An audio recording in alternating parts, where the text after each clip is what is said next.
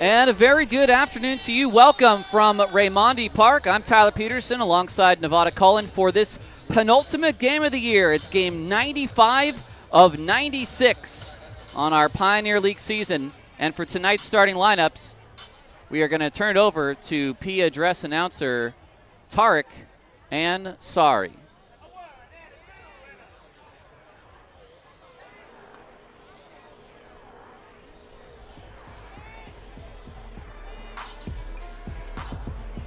And now it's time to announce the AI-powered starting lineup for your Oakland Ballers. Taking the field with the Ballers will be the East Bay Bombers. Leading off, the shortstop number 3, Tremaine Cobb.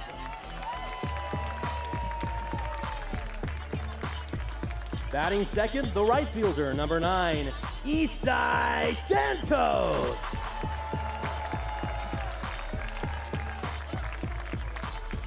Batting third, the center fielder, number 11, Davis Druitt. Batting fourth, the first baseman, number 29, Christian Almanza.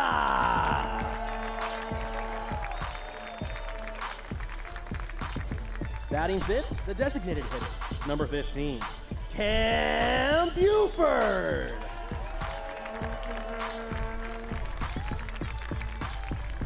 Batting sixth, the second baseman, number 4, Danny Harris.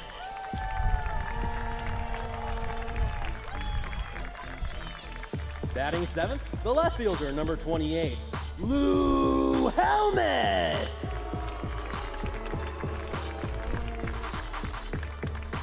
Batting eighth, the catcher, number 2, Tyler Lozano.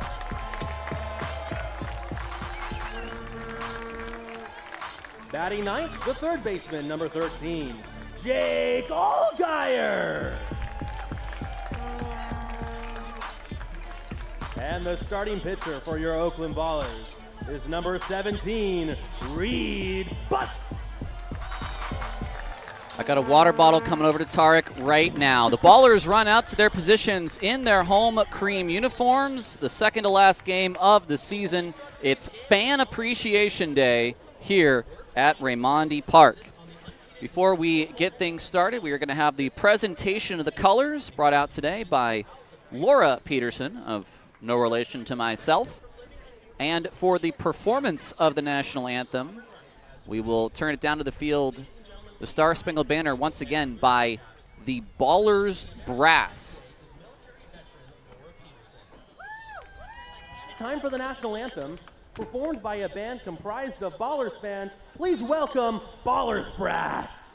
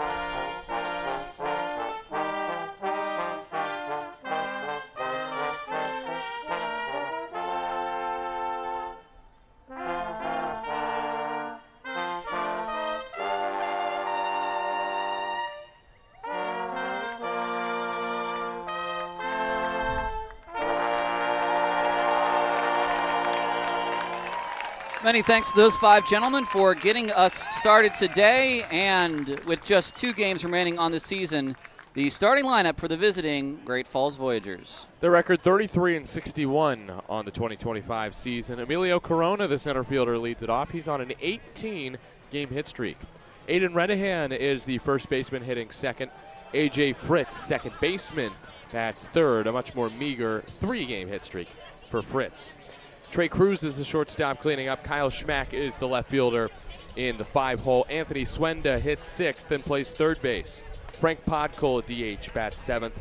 Yadi Hernandez, the catcher, hits eighth. And in the 9th slot, it's Cooper Vest in right field. The pitcher is Sam Lavin for Great Falls. He is opposed by, for the final time in the regular season, Reed Butts. A team high and franchise high, 9 wins, now tied with the righty Gabe Tanner, but Reed did get there first. 9-5 this year in 16 starts, a 5.75 ERA in 83 innings.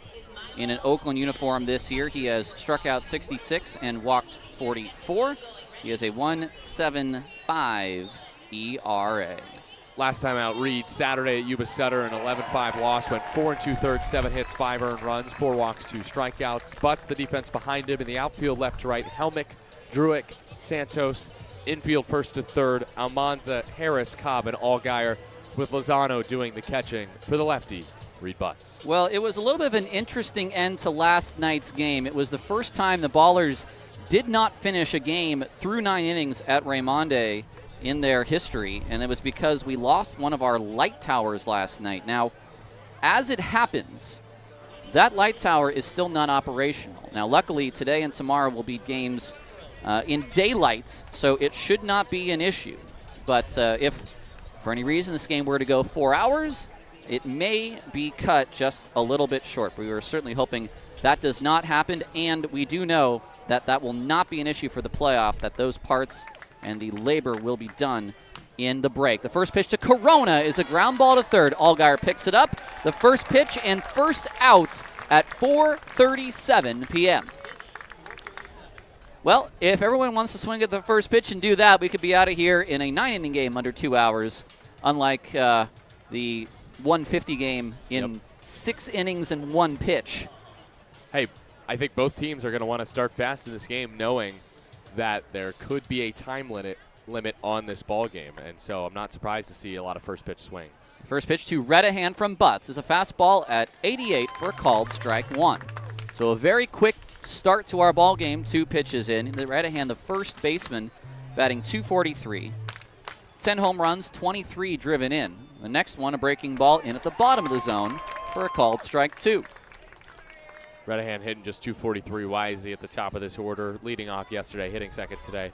He led the NCAA in hits per game last year and in batting average. Butts works from the windup. White uniform, black shoes, the 0-2 pitch, a big breaking ball, a swing and a miss, and there's 2 gone in the first. Nice pitch from Reed there. Butts going with the slider, and it stayed up, and as a result, Redahan had no chance at hitting it. So 2 quick outs for A.J. Fritz. The second baseman at .330, 21 doubles. That's tied for a team lead. And the first pitch from Reed is a line drive to right field. Over is Santos to play it on a hop. Never really got a good feel of that ball. If he went to his left and came in on it, might have had a play. I think it was the same route to O'Hara's ball in left field a couple nights ago. Yeah. That looked like the wrong route from Eastside, but a well-hit ball from A.J. Fritz as he extends his hit streak to 4. Okay, so 3 batters and 3 first pitch swings. I think the message has gotten, at least to the Voyagers. Here's Trey Cruz, the shortstop, who takes the first pitch this time. I take it back. Redahan did not swing at that first pitch. No, he did but not. He did take a strike. He did strike out. So a 4th batter and only now a 7th pitch from Butts. A slide step, and the fastball is low. It's 1-1. Hello to the Butts family, who I'm sure is already tuned in. The 1-1. Butts no look at first, and a ball hit towards shortstop. Cobb on the backhand. He's going to have to throw across the diamond. A long throw is not going to be in time, and it's an infield single. Would have been a tough play. It was slowly hit, and even the great range and arm of Cobb, although He did make the play. It was not done so in time to get Cruz back-to-back singles with 2 outs. Well placed by Cruz there for his 3rd hit of the series. Cruz was 2 for 13 entering. Here's Kyle Schmack, who has been elevated to the 5th spot.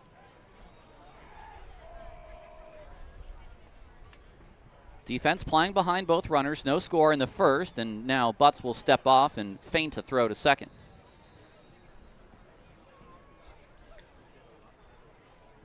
Two men on, 2 men out. Butts fires, and Schmack hits this down the right field line. Almanza giving a look. He's nearing the wall, and he's going to make the catch on the warning track for the final out of the first. It's no runs on 2 hits, no errors, and 2 men left on base as we head to the bottom of the first. You're listening to Ballers Baseball on 860 AM, The Answer.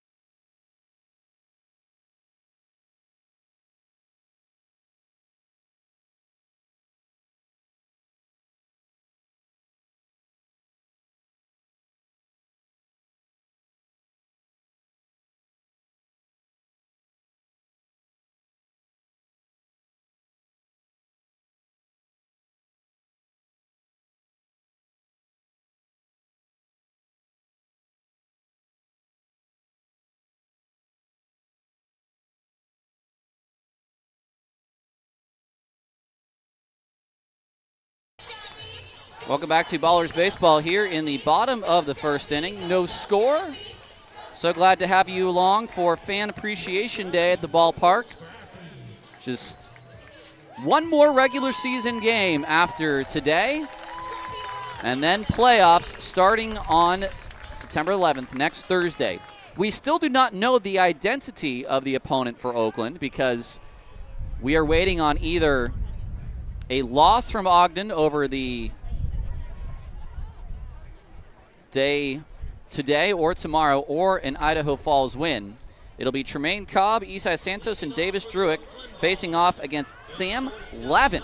Back-to-back quality starts for Lavin on the 23rd of August, and then Saturday at Glacier on a 6-5 loss to the Range Riders. 6 innings, 4 hits, 4 runs, 3 earned, 6 Ks for Lavin. He's got an 8.68 ERA this year, 3-6 record, 11 starts, 57 innings, 25 walks, 52 Ks for the 23-year-old righty from Algonquin, Illinois. On to St. Olaf's College, a school which I am not familiar with, as Cobb swings and fouls it back, along with finishing his year at his college career, I should say, at George Mason in 2025, the Patriots of George Mason, in which he was 5-0, sort of a swing man at George Mason. It's 0-1 to Cobb. Fastball outside, it's ball 1. Kenneth, if you are here, I can tell you, if you catch a BART train, that's fine, but we do not have enough BART trains to give out today. Cobb hits a ball to center field. Corona will go back one step. Now he'll jog in a few, and now he'll make the catch for out number 1 here in the bottom of the first. So this game will not be a short game, but it may be a shortened game if, for any reason, it gets too dark before the conclusion of the game. So we're not saying it's a 7-inning game, but if it goes long, these lights are not going to come on. First pitch to Santos is a called strike. That is our situation. The Pioneer League, baseball as it used to be. Well, all day games. It was a long time before lights came into the picture. Right. Pitch to Santos, a breaking ball just inside. In that way, really, the Pioneer League is not like baseball as it used to be because there are so few day games in the Pioneer League. Usually it's all night games, even on the weekends. Only Sunday, really, are day games. Lavin to the dish. The breaking ball is a called strike on the inside. Hearing jeers for Grant Myers, the home plate umpire, but that's a nice call by Grant on that inside breaking ball on the east side.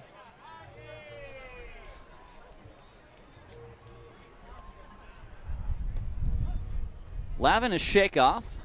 An outcome set. It's a hot day for the black uniforms of the Great Falls Voyagers. The 1-2 is a change up low. I say hot day. It's a 69-degree first pitch. Yes, Everything's relative to us. I will say it's absolutely packed today. Yes. 3,000 fans last night, and I'm sure you'll be over that number as well today. The 2-2 to Isai, he takes low and inside, 3-2. To be exact, it was 3,004 fans yesterday. I had an 100-degree first pitch last week in Marysville, so let's not talk about hot here in Oakland. Not even close. A little toasty, perhaps. No, we're not in Rocky Mountain either. The 3-2 on its way, and it's swung on, bloop toward left field. It's shallow. Schmack coming in, and he will make the catch. 2 away. Do want to apologize to those tuned in on YouTube or on 860 that were hoping to be watching this game. It seems like the Flow servers are down. Well, we'll apologize, but it has nothing to do with us. No. You can blame whatever servers in Texas have overheated or exploded. That'll bring up Davis Druick, the center fielder, who swings and fouls one back. I will say, 2 days in a row of Cobb, Santos, and Druick. A preview? Well, today's lineup generated by AI. Is that Aaron intelligence? The 0-1 is swung on a miss. That is courtesy of Vince, which I'm guessing is Saw and not Hal. Whatever it was quite disturbing. Thanks, Vince. The 0-2 to Davis Druick. Lavin from the stretch, and his kick and his pitch is just a touch high. Too high for Grant Myers. If it's too high for Grant Myers, then it's too high.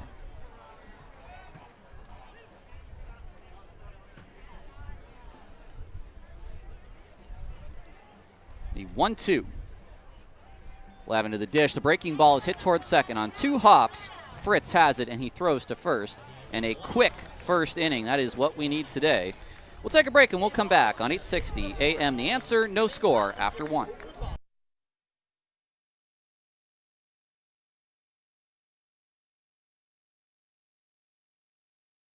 One more time.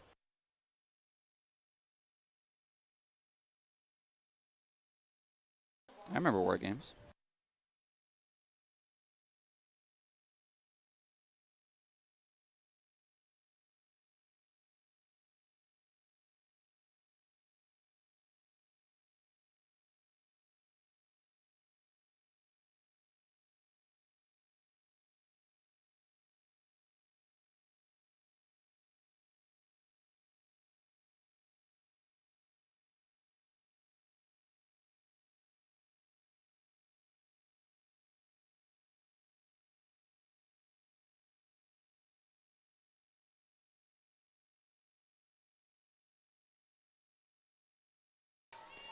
Very hot.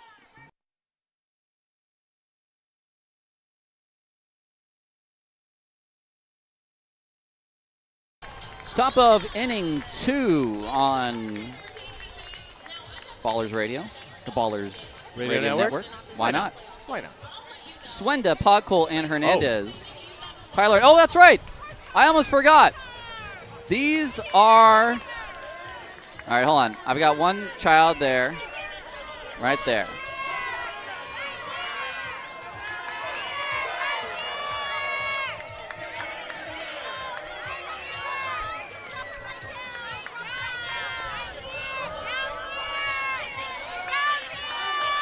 All right, do we got another kid? Yeah, here we go. All right. I missed the kid. Tried to find the kids. Dang it. Oh. Seriously? I tried to get it to the kid, and the old man stole it. Swenda, the third baseman, takes a strike at the top of the zone.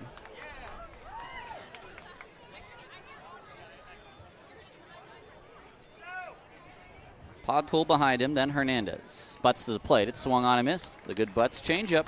It's an 0-2.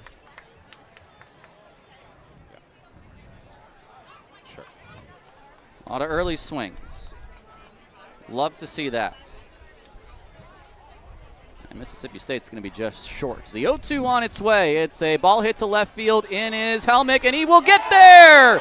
Lou will slide and make the catch. The Helmick hustle. Great read. And I'm not talking about the read on the mound. It's a great read by Helmick in left field. That's one of Lou's better defensive plays of the year. Oh, yeah. And he's got the long strides. He ended up getting there. He's not slow, but he's not the quickest gazelle in the herd. The first pitch to Podkol is high. There's got to be a German phrase about that. Sehr schnell. Here's a ball hit out to right field now. Santos drifting over to his left. Now he's got to get into a little bit of a jog, and he makes the catch. 2 away. I think we just have to threaten that the lights are going to go out every night. Yeah, this is more fun. I feel it is exciting. There's some element of race against the clock here. I just feel like we're getting action. You know what I mean? Something could happen. Yeah. Someone could hit a home run. Someone could strike out. Someone could, it's something. It's very banana ball-esque. Don't say that. Here's Hernandez. Hey. The first pitch to him is just high.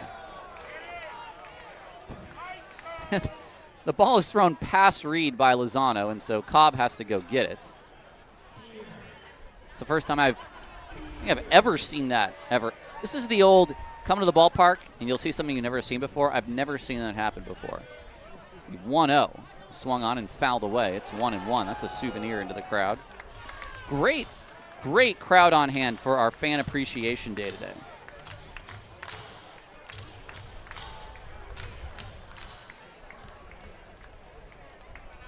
The 1-1. Hernandez fouls that away again. Hernandez, if you've noticed the last 2 swings, he's really opened up the body as if to try to pull a pitch over the left field wall, and that has just got him a little bit off. So I'm thinking changeup low and away. Reed from the windup, base is empty, 2 away.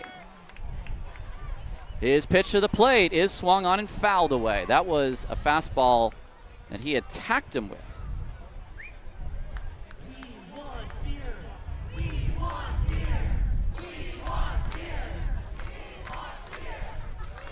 The 1-2 on its way. Butts from the windup. And the pitch to the plate is swung on, flared over first base, and that will drop foul, just foul. Our umpires today, it's Grant Myers at home, Alan Walker at first, and the very tall Tim O'Day at third. Not tiny, Tim.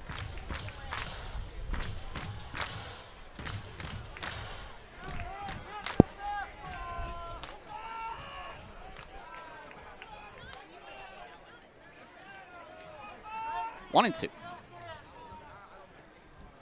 Reed set. Now into his motion. Here's the pitch. It's high and away.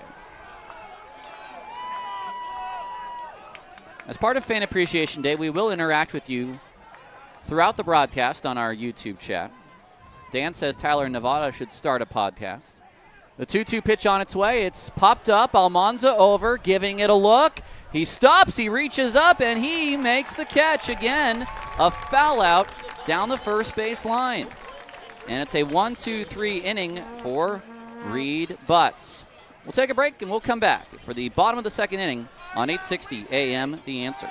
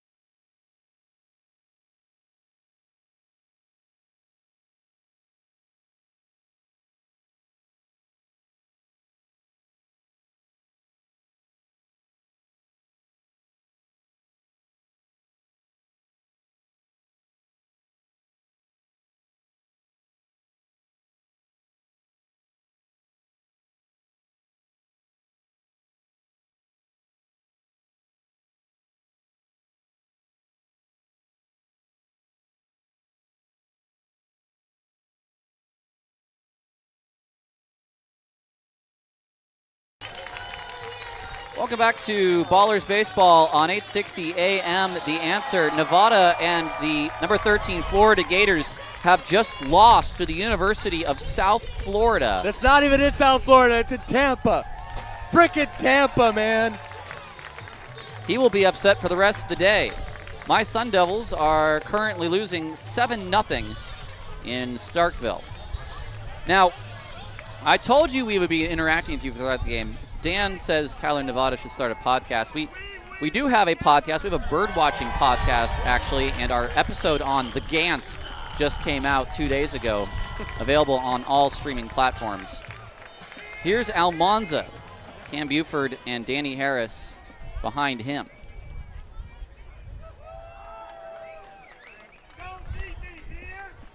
The first pitch to Almanza is down and in. Now, it's time for a segment that I have not had since 2023 and pre-Reed Butts 2023 as well. So I don't even think the Buttses will remember this segment. The 1-0 to Almanza is a high drive down the right field line, over his vest, into the corner. He'll make the catch as he passes onto the warning track for the first out. So, I have a list here. It's from the off-season. And we think of a lot of kooky things. And it has relevance to today's promotion as well.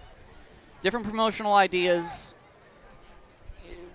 They say there are no bad ideas. A lot of things that are left on the cutting room floor as Buford takes inside for ball one. So I'm going to read you some ideas that we had in the offseason that we considered bad promotional ideas.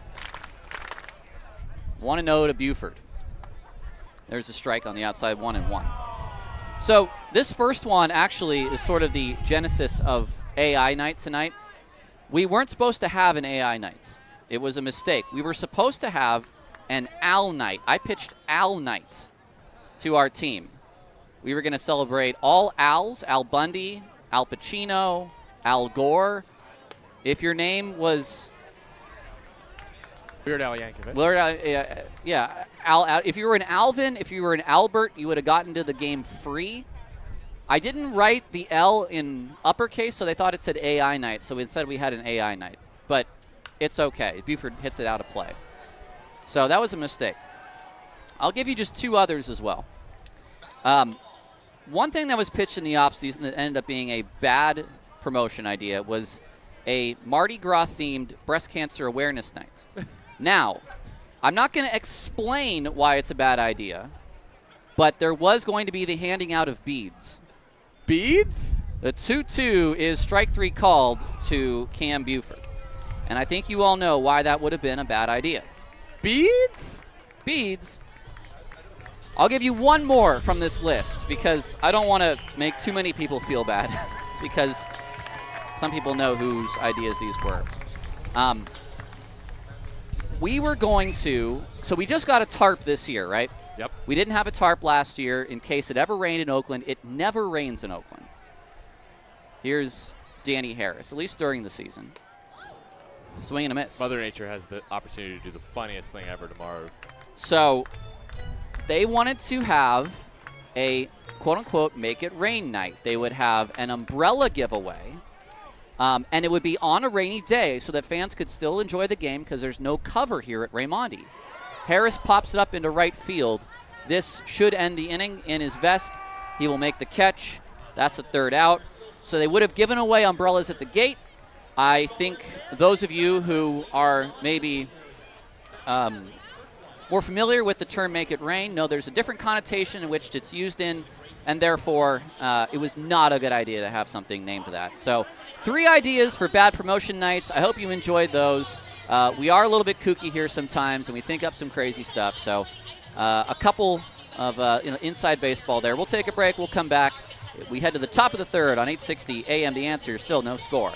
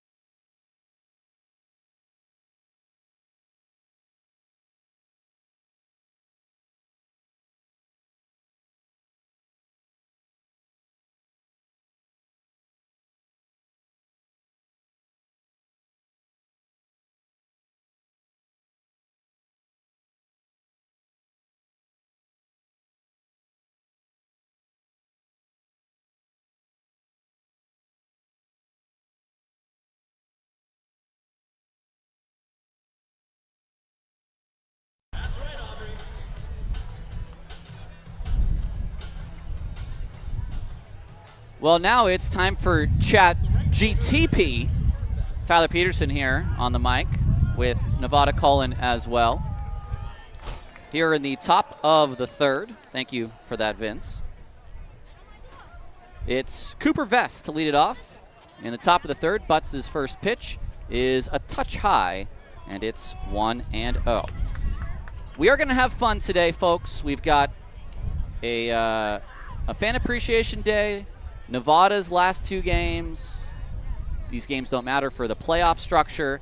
A ground ball toward Harris. 2 hops, a short hop picked by Harris, an underhand throw. It's in time for the first out of the third. They'll matter a little bit as far as who will be actually participating in the playoffs per se.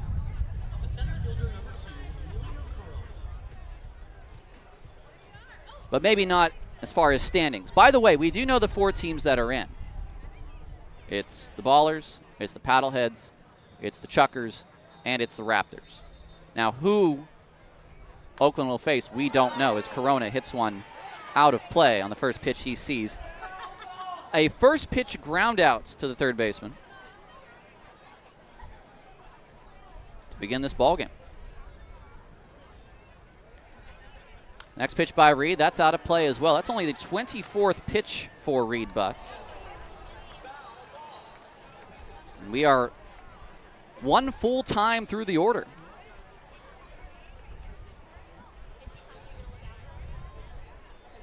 Butts from the windup, base is empty, it's 0-2. And the pitch from Reed is high again.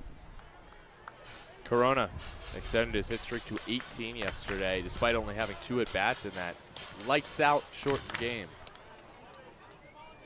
The 1-2 on its way to Corona. He swings and misses at the good Butts changeup. And there's 2 away in the third. I might add, great Butts changeup. That was one of the nastier pitches I've seen from Reed all season. A wipeout change against a righty in Corona. Here's Aiden Redahan.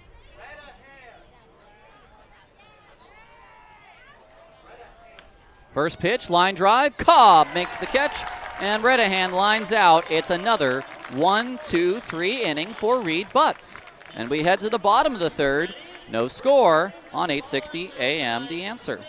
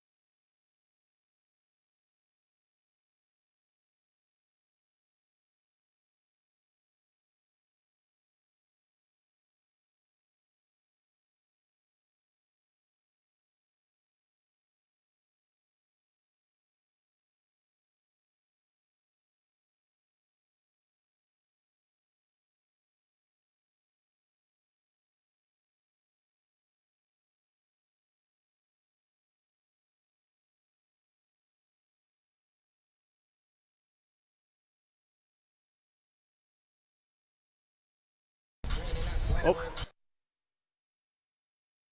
Let's go time. All right, sounds good. Bottom of the third inning, no score. Great Falls and Oakland, and welcome to the Celebrity Third Inning. I'm with David Smith. How are you doing, David? I'm good. I don't know why I just shook your hand. I know. We are. I was joking with formalities. Laura. Should I get my makeup on? And Formalities. Exactly. No, you won't be needing any makeup. We both have faces for radio, and that's exactly. okay. Yep. Exactly. Do you want to move the mic a little closer to your mouth there? There we Like go. that? Yeah, perfect. Yeah, All right. I can hear you now. All right. Sounds good. Also might be mine. Okay, here we go. Bottom of the third inning. Those of you tuning on YouTube obviously know David Smith as the, of course, one of our regular listeners on YouTube, and also my hero. Yeah. From last Exactly. Sunday. Yep. Yeah, you sounded so bad. Dave Smith asked Jeff and Nancy Butts. You go by Dave? Yes. Yep. Dave. All right.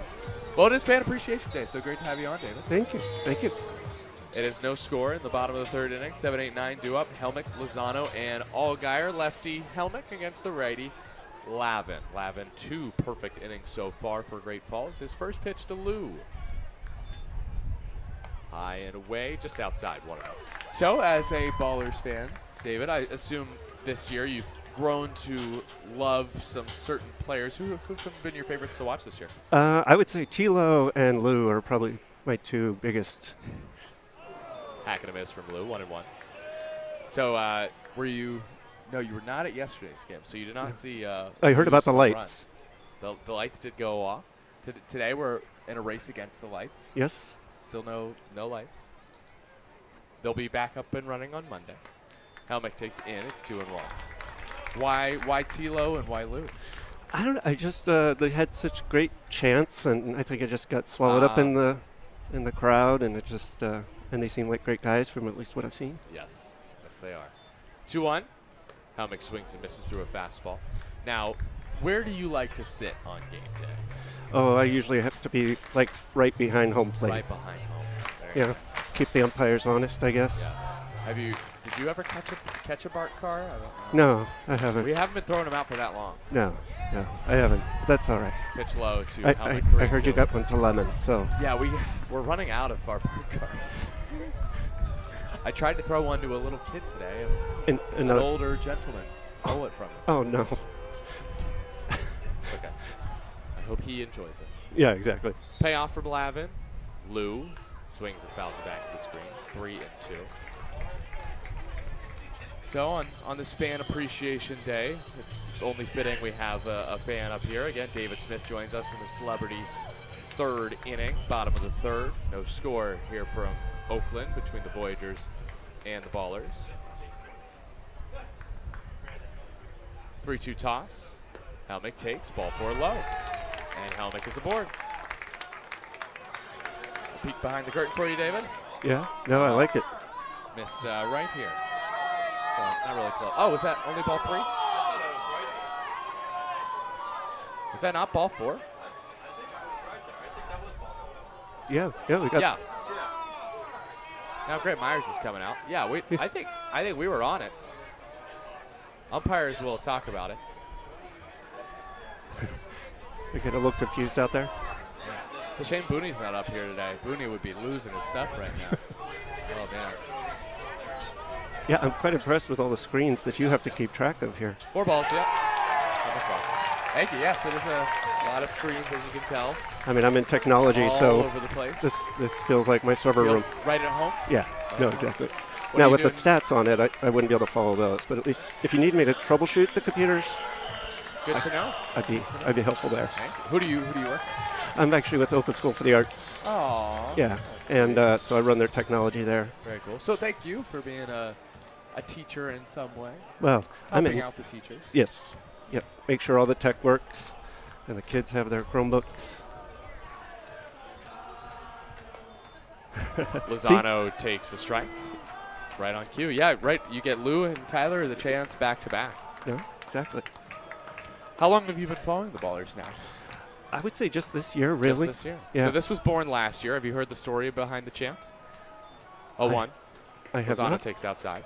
So they came up with the chant really right before the playoffs. And so they're chanting, "Oh, Tyler Lozano" in the playoff game, game 3 against YOLO at the time, the High Wheelers. And Lozano goes deep. Nice. With everyone chanting his name. It was a wonderful moment. Beautiful. So Can't then wait it for stuck. More of that this season, right? Yeah. Let's do it. 1-1. Lozano takes. Just off the plate. It is 2-1. No score. Bottom of the third. Lou walked. Lozano at the plate. Lou is the first base runner of the game for Oakland. 2-1 to Tilo. And Lozano lines it through the left side. Both of your guys are on, David. There we go. This is a happening day. Not to put any pressure on you, but the record I think this season is 5 runs in an inning in the celebrity third. So, oh boy, could be on the fringe of something historic here today. All right. David. Now, I feel like I should scream out the window and get them, get the next batter going. Yes, I feel like Tilo is one of those guys that hangs around after the game too. So have you gotten to talk to Tilo at all? No, but I want to get him to sign my ball. As you should. You got Tyler and I now to sign it, so Yep. you need And I got Ice Cold Kenny. Nice. Legend. Yes. Love me some Ice Cold. Here's Jake Allgaier, switch hitter batting from the left side. Pitch outside to Allgaier. Called a ball. It is challenged by Great Falls. That'll be overturned. That caught the zone. I'll show you, David. Sounds by great. the slimmest of margins. My goodness. It's this. Strike zone says in. Wow. And what? Crazy, right? That's in the zone. I'll ask you more about the software that's running this thing, but it's probably not very fun for the YouTube stream to find out all the technical aspects of it. No, actually go ahead. So what are the apps that and tools you use to give you all this data that you give out on the YouTube stream? Oh, one is in, 1-1. Well, this is TrackMan Baseball. This provides release speed for the pitch, the spin rate of the pitch, how it breaks, actually how it fights against gravity, how it breaks or runs. The exit speed of the ball is right here, exit angle. Allgaier hits it slowly, 59 off the bat to second. A weird toss to second for the out. Fritz went for the tag there and then decided instead to flip it to second base. Lozano is out 4-6. Helmick to third. Allgaier reaches on the fielder's choice. So where are the sensors that read this data? It is actually affixed to the press box. You can't see it, but when you look back at the press box, once you go back out in the crowd, look up there. Okay. But it is affixed to the press box. So this is Presto Stats, so you can see, I say fielder's choice. Lozano is out 4-6, and Helmick advances to third. Okay. Here's Tremaine Cobb Jr. Takes a ball outside, 1-0. Ballers and Voyagers, 0-0. Bottom of the third, one away. Runners at the corners for Oakland. We've got David Smith with us on the celebrity third. Paul asking if you could call Flow Sports to troubleshoot because they're down today. Oh, my goodness. Certainly. Never run video on Wi-Fi. That's what I heard. I keep hearing a few times. 1-0, a swing and a miss, 1-1. Well, actually, this is a Flow Sports issue throughout the entire Flow. It's all down. Oh, my goodness. I think because of the influx of different, like Flow College, so the football games are on Flow today. There's so many things that the servers are down at Flow. Oh, my. Lemon says you're the good luck charm, David. Oh, well, happy to be it. Got to meet Lemon the other day. Yes. I heard she came up and... Pitch clock violation. Okay, it's 2-1. So Lavin took too long. Runners at the corners, Helmick and Allgaier. 2-1 to Cobb from Lavin. Lavin looks home, fires, Cobb takes. That's challenged. It's called a ball, and that was another missed call by Grant Myers. That hit the outside corner, and Great Falls successfully challenges 2 in the inning. Yadi Hernandez is probably telling Grant Myers, you got to be better than that. So that means that they keep the challenge. Yes, they do. So they have, I keep track here, they have challenged 2 correctly and none incorrectly, so they have 4 left if they get them all right. Yeah. Or at least 3 of the 4. Yeah. 2-2. Lavin delivers, and Cobb shoots it foul off to the right out of play, 2-2. So you got the Presto Sports, got the TrackMan. What other? I just have the live stats pulled up online, the Pioneer League stats. But also, you can change data in TrackMan, so you can get everything on here. Wow. Runner goes on the pitch high, 2-2, and Allgaier tries to swim around the tag and can't. It is 3-2 on Cobb, but Allgaier's caught stealing, I believe, for the first time as a baller. And so now what Presto likes to do, when I say 2 to, let's say 4 caught stealing, I didn't see who caught it. If I tried to put more pitches in, it would freeze, so I'll reload Presto. Cobb on 3-2, hits it slowly to second. Throw to first, in time. Well, no runs for David today. Oh, sorry. Thank you so much for hopping on today. That's David Smith, everyone. And I hope you enjoy the rest of the season, the playoff push. Definitely. Thanks for having me. All right. That's David Smith. I'm Nevada Cullen. 4th inning when you return. Scoreless here from Ramondi on 860 AM The Answer.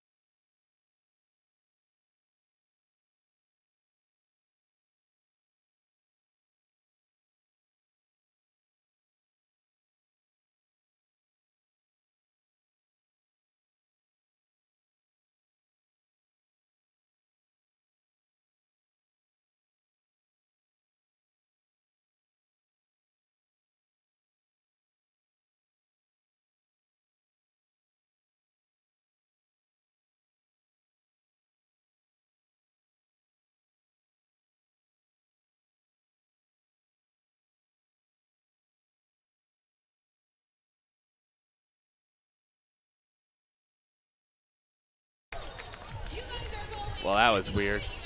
Thanks, though, Vince. It is AI Day at the park. But more importantly, it's Fan Appreciation Day. And the Ballers do not score in the bottom of the third inning. No runs, one hit. Their first hit of the game, the Lozano single through the left side. And they leave 2. So we're scoreless a third of the way through. And Reed Butts has thrown just 28 pitches. Reed Butts' career high is just 7 innings as a baller. If he keeps going at this rate, the Ballers are going to let him ride until the sun goes down, as Reed Butts is making his last regular season start. And I don't remember how it works for the Pioneer League. I'll talk with Tyler. This might be Reed's last year in the league, unless he were to be the Ballers franchise player. But I'm gunning for a move up for Reed next year to a different independent league or maybe a minor league organization. Pitch outside from Reed to Fritz, 0-1. Reed's 3rd year in the Pioneer League. As Butts misses low, it's 1-1. So confused with the count today. 1-1? 1-1? You have 2-1 on the board. Of course. Tyler, should we turn it back over to excuse. What's that? Foul ball off to the right. That nagging cough. And we have that celebrity 3rd inning. So if you want it. No, that's all yours, my friend. Okay. 1-2 on Fritz. So remind me again what the pitching constraints are in this league. Reed has aged out, yes, after this year. 1-2. Ground ball slowly hit to third. Allgaier charges, backhands, throws on the run, got him. Nice play by Jake Allgaier for out number 1 here in the 4th. So the rules as they're currently written says that no pitcher can be in the league if he has more than 3 years of prior professional experience. And what counts as a year? Either 7 starts or 18 appearances. Okay, so Reed will be aging out after this year. No. Why? The significant word there is more than 3 years. Oh. Pitch low for a strike, 0-1. So 4th year is the last year in the Pioneer League. For pitchers. For pitchers. For position players, it's more than 2 years. 0-1. Outside, 1-1. Yay, Reed can come back. And you want to talk about Dylan Tatum. You want to talk about Caleb Franzen. Those are different stories. Yeah. 1-1 count. Butts the lefty to the lefty Cruz. It's swung on and missed. It's 1-2. Of course, rules ever changing in this league, and depending on which way they want to go with eligibility for next year, we often see those change. Of course, Oakland did not use their franchise player exception this year. No, they did not. 1-2 toss from Reed is fouled off at the plate. Still 1-2. Now, I said it before you hopped on the mic, Tyler. I am gunning for Reed to get a minor league deal or another independent league next year. 1-2 is low, 2-2. The reality is a lot of these ballers will not return next year. That's usually the case in the Pioneer League because they'll be going on to different independent leagues or getting minor league deals. Well, if I've done my job right, they won't be coming back. 2-2 bounce to first. Almanza on the backhand, a sharp hop. He tries to take it to the bag himself. He tries to tag the runner Cruz, who then punches the ball out. And he is safe. It's nothing other than an E3. It has to be an E3. There's no other way to rule that. It's not a hit. It's not a deserved hit. The ball getting jarred loose, it's got to be considered an error. What did we say, Tyler? Something new today for these fans. Everything that's happening, it feels like, is something I haven't seen before. Now, I've seen the ball punched out before purposefully by players. I swear that Cruz did not try to punch that out, and yet the ball went flying out of Almanza's mitt when he went for the tag. Here's Schmack, right-handed batter, pops up the first pitch he sees. Another foul ground pop-up for Almanza at first, and he makes his 3rd putout on such a play. 2 away here in the top of the 4th, still no score. How odd is this? A lot of first pitch swings. Paul's saying, don't we have a cough button? We do not have a cough button. And we also don't have a delay, which is just great as broadcasters. I'd rather... apologies for the cough. We'll put it that way. I'd rather not have done that. Well, you've offended Paul. Ground ball towards short. Cobb The short way to second to Harris. Can I say something about that? Did you see how well Cobb read that hop right there? Oh, yeah. He backed up to read the hop. That was really well done. So that's it for the top of the 4th inning. An error in the frame, but no hits and no runs as Great Falls leaves 1. Let's go to the bottom of the 4th. Still scoreless from Oakland on 860 AM The Answer.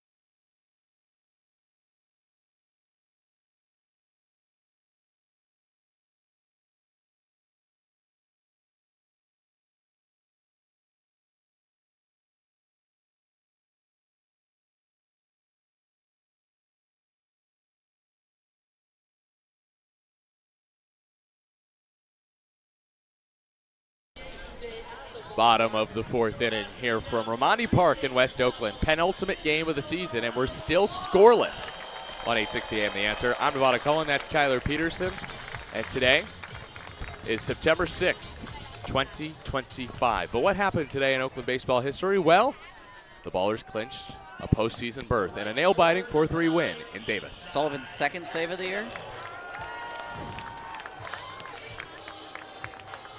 I'm going to go third. I'm going to go as his third. Really? Okay. I think he had 2 prior. Maybe I'm wrong. Is it the ball to Guerra, or was that to clinch first place? Oof. Final out to Guerra? That's a good question. I feel like that was the second half title. Okay. Isai Santos takes low and in for ball 1. Good breaking ball from Lavin. No chase from Isai. That was awful close. Bottom of the 4th. No score. Santos first time flew out to left field. It's time for this day in Oakland baseball history, as I've said. Santos swing and a miss, 1-1. So what happened? Well, the Ballers secured their spot in the Pioneer League postseason in thrilling fashion. The High Wheelers loaded the bases while trailing by only 1 run in the bottom of the 8th and the bottom of the 9th, but twice Silly left him loaded. Santos swing and a miss, 1-2. That would have been the ball hit out to Kyle Guerra for the final out. Oh, okay.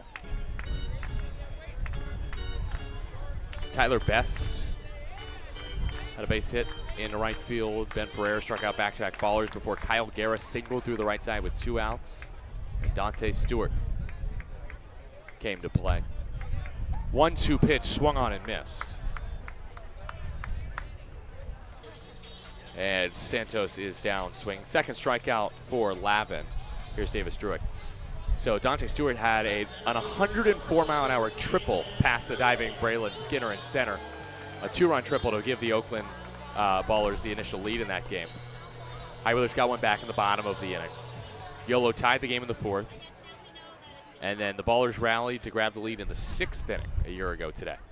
As Druick takes a breaking ball in for a strike, 0-1. 1 out, bases empty, bottom of the 4th, no score here in West Oakland. And with the bases loaded, Brad Burkell lined a go-ahead 2-run single into right center. The game-deciding 4-3 edge for Oakland. Druick a swing and a miss. I'm all for Druick wearing that shin protector, but with that and the high socks, twice now I thought he's Lou Helmick. Nice. No, Lou's is red. No, I know. He's still got all his Phillies gear. Yeah. Luke Short had the start a year ago today, this day in Ballers history. 5 solid innings to earn the win. Ballers bullpen kept Yolo scoreless the rest of the way. Cosby pitched parts of 2 innings, did not allow a hit. Christian Cosby. 0-2 Druick waves and misses, back-to-back Ks for Lavin. Good off-speed pitch there by Lavin, who has back-to-back quality starts and is looking for a 3rd straight. So yeah, it's funny. A year ago today, the Ballers clinched the playoffs. Fast forward a year, the Ballers have been in the playoffs for quite some time, and just a couple days ago, the Ballers secured their 70th win to break the Pioneer League single-season modern-era record. Pitch into Almanza, 1-0.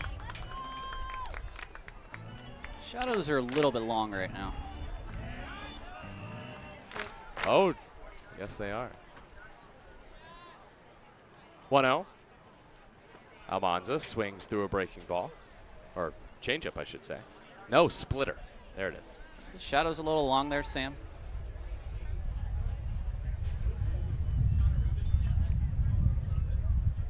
On 1 count on Almanza. 2 outs, bases empty, bottom of the 4th, no score. Lavin comes home. Almanza swings through another off-speed pitch. That's splitter from Lavin. It's 1-2. Almanza 3 for 13 in the series with 2 homers. Flew out to right field and pretty deep his first time up. Packed house today, but they haven't had much to cheer for other than Reed Butts. And some good defensive plays. Lavin looking to strike out the side. Righty's 1-2 pitch. And Almanza takes strike 3. That is, again, the splitter draped over the outside corner, and Lavin K's the side in the 4th. We go to the 5th.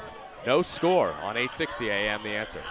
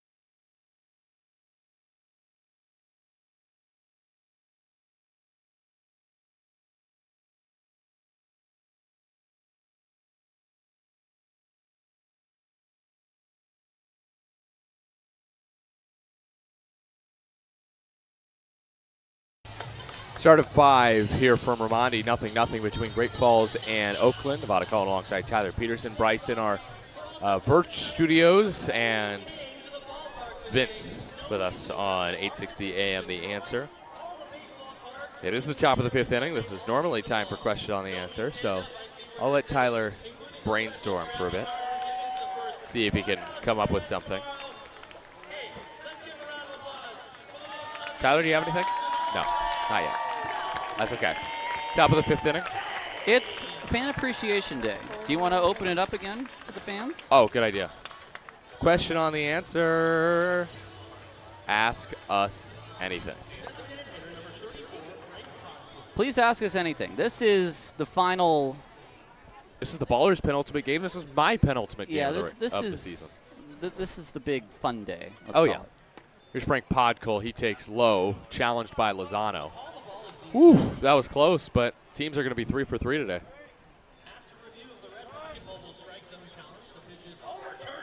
Good challenge by Tilo. Just clipped the bottom of the zone. Not a bad call from Grant Myers. Yeah, that's tough on Grant because. Flow is up. Flow is back. All right. I was going to say it's tough on Grant because.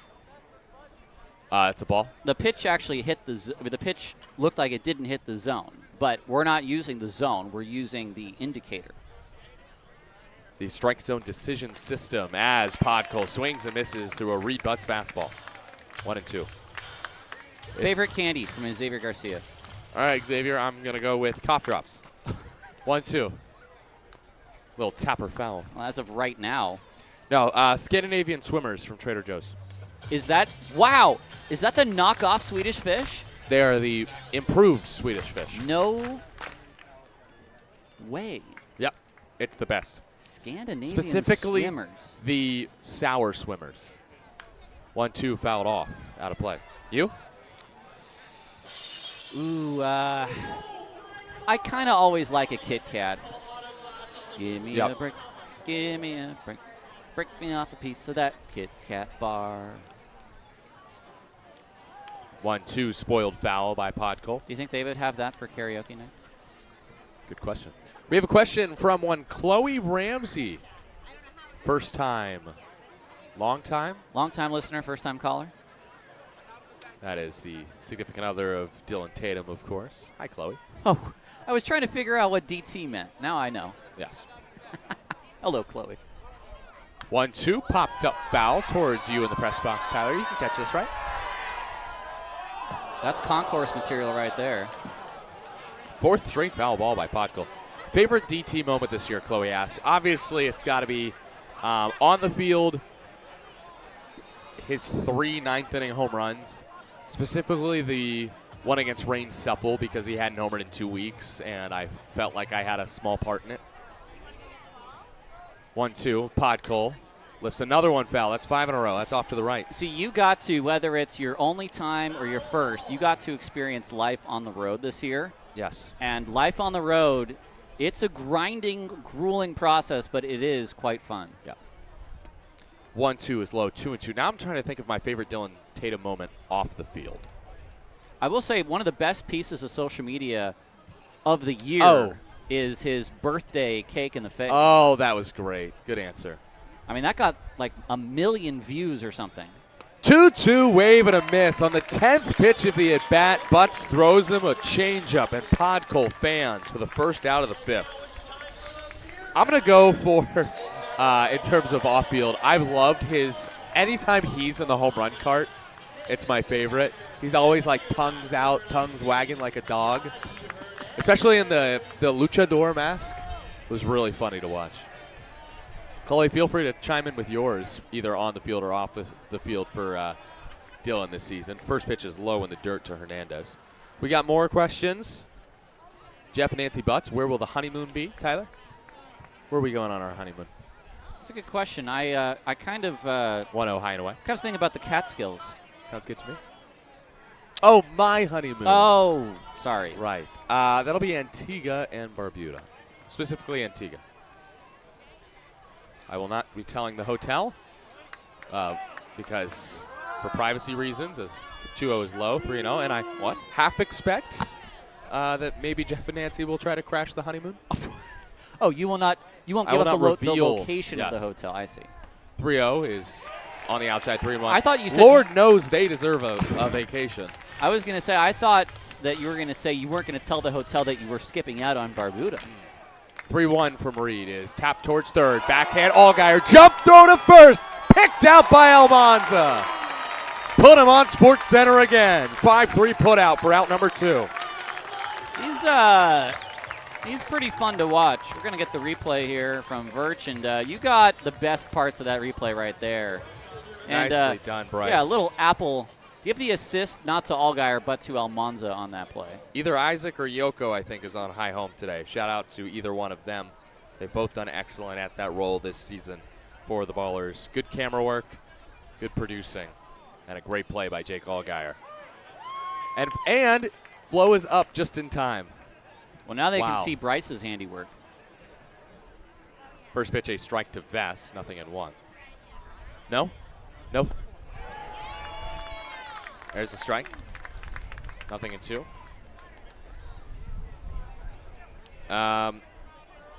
Good question from Vince. Good question from Vince. Might have to save it for the bottom of the 5th. 0-2. High and away, 1-2. Okay. Vince asks, Nevada, what was your favorite culinary curiosity from the road this season? I can tell you most disappointing was those game day nachos from Glacier, because everything, all the topping fell under the chips. 1-2. Swing and a miss, and Lozano held on to the Reed Butts changeup. 4 strikeouts for Reed. That's 5 scoreless innings. Now can this offense get him some runs so he can become the first baller to record double-digit wins in the franchise's history? We go to the bottom of the 5th. Question on the answer can resume when we return here on 860 AM. The answer, it's 0-0.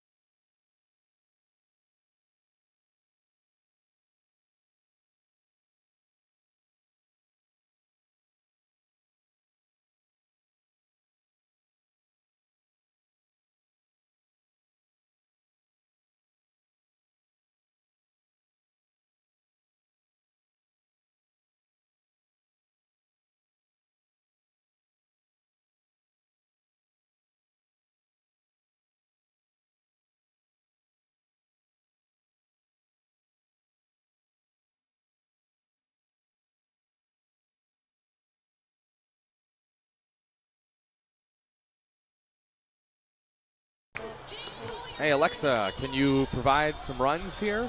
It's 0-0 here in the bottom of the 5th. No score between Great Falls and Oakland. I'm about to call, and that's Tyler Peterson. We're rolling with question on the answer because it was a pretty short top of the 5th inning. And I never finished Vince's question. Favorite culinary curiosity from the road this season? I will have to, maybe a top 3. Huckleberry Shake from Norm's in Kalispell. That was excellent.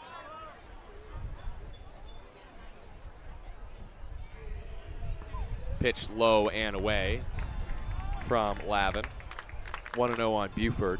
Oh, any shake that I had from Frosty's. Frosty's was probably my favorite out in Marysville. It was the only redeeming quality about Marysville. Was Frosty's. Jeez Louise. 1-0 is low for a strike to Buford at the knees, 1-1.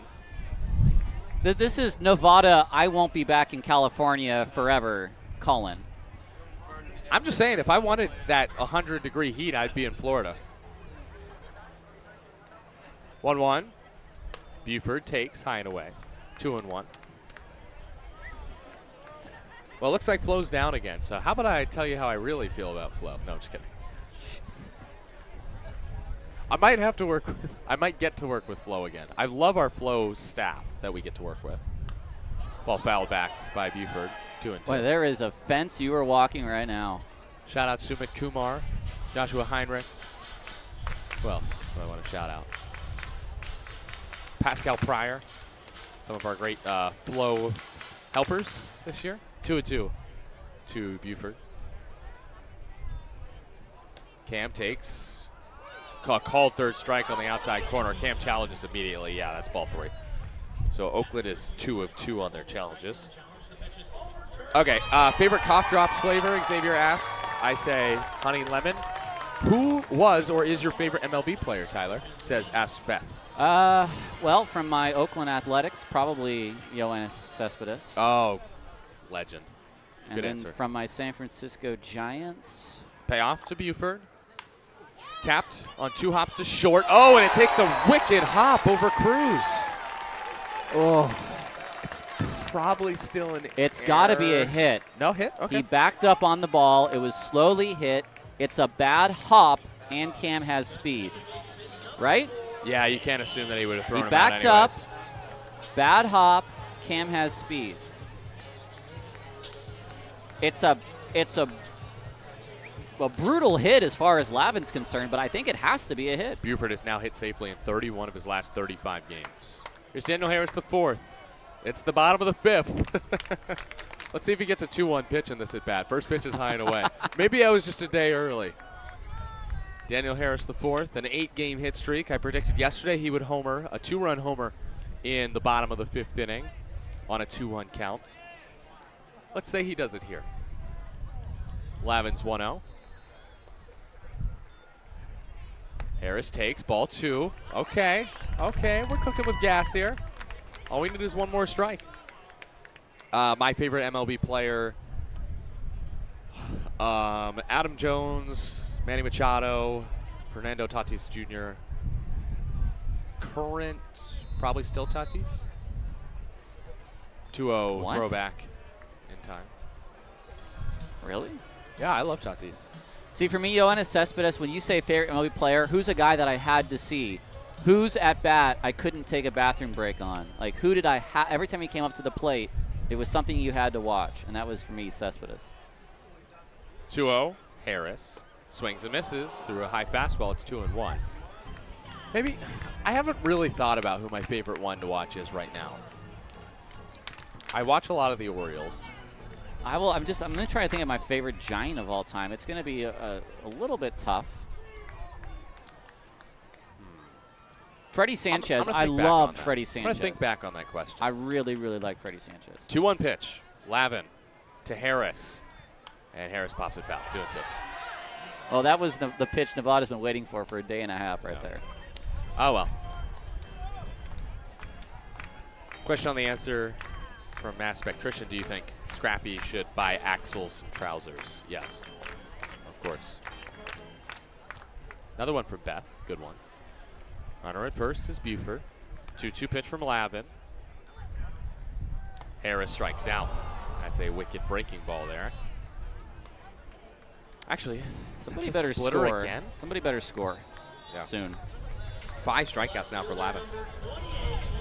Beth asked, do either of you guys have pets? I have a dog named Jack back home. And you, Tyler? My family has 2 cats. Very nice. Names? The big kitty and the little kitty. Really? The orange kitty and the black kitty. No names? They have names. We just don't use them. Oh, okay. Hey, you. Lou fouls it back. Nothing in 1. Kathy says she's been watching the whole game on Flow. Well, she must have that premium package then. Yeah. Speaking of which, my Sun Devils are now down 17. Oh, it's okay. My Gators lost. 0-1. Lavin to Helmick. Lou homered yesterday. And Helmick takes in. Snap throw to first. Buford scoots back to the bag. 1-1. Well, I guess that's it for the questions. And they've got 2 more outs to get them in. Yeah. If you want any more questions, question on the answer, this is your time. You can ask us anything, and we are bound by that. 1-1. Helmick takes a splitter at the top of the zone for a strike. 1-2. Man, I'm going back to that question by Beth, thinking about my favorite baseball player to watch right now. Like growing up, right yes, now. It was Jonesy. Growing up, it was Jonesy and Adam Machado and Manny Machado. 2-strike pitch is bounced foul at first. 1-2.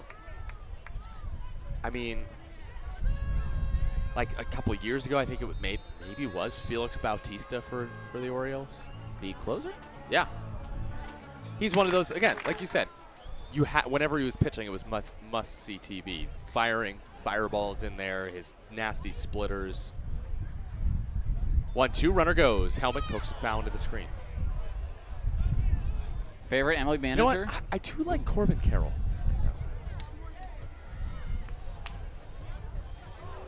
Hey, these are interesting pulls right now. Favorite Major League Manager, that's from Ben Verhoek. Either for strategy or personality. Well, for my lifetime, I can't say Earl Weaver. Bruce Bochy and Bob Melvin for me. Terry Collins.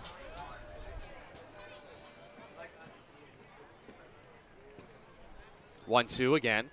Lou, check swing, ground ball, foul of third. That's the closest I've seen him come to a batting practice swing in the game. He does those weird half swings in BP. I like this one. I'm just going to skip down to Ellie's favorite international baseball team, just because I happen to have gone to one of their games, the Chiba Rote Marines. Oh, you stole mine. Too late. I'll go with the Oryx. Team in Oryx. Oryx Buffaloes. 1-2. Outside, 2-2.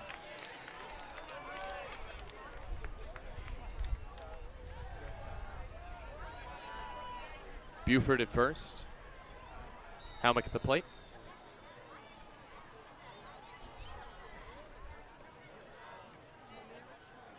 Two-two count. Bounce foul at first. That was pitch 8 of the at-bat to Helmick.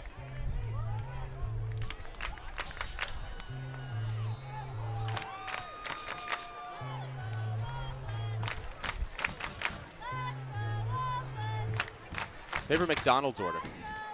McChicken, small fry, small Coke. Good one, Xavier. 2-2, Lavin to Helmick. Grounded foul. Jeez Louise. At some point, someone's got to score, right? At some point, this at-bat has to end. A seagull flying into right field. Maybe that is a sign.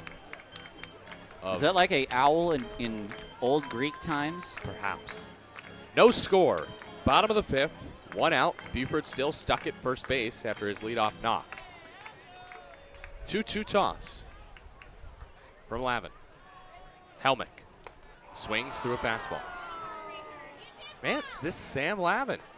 I mean, back-to-back quality starts for him. And he's working on a 3rd straight and a shutout at that. And an 8.60 ERA 8.68 ERA on the season. These high ERA Great Falls pitchers have really surprised.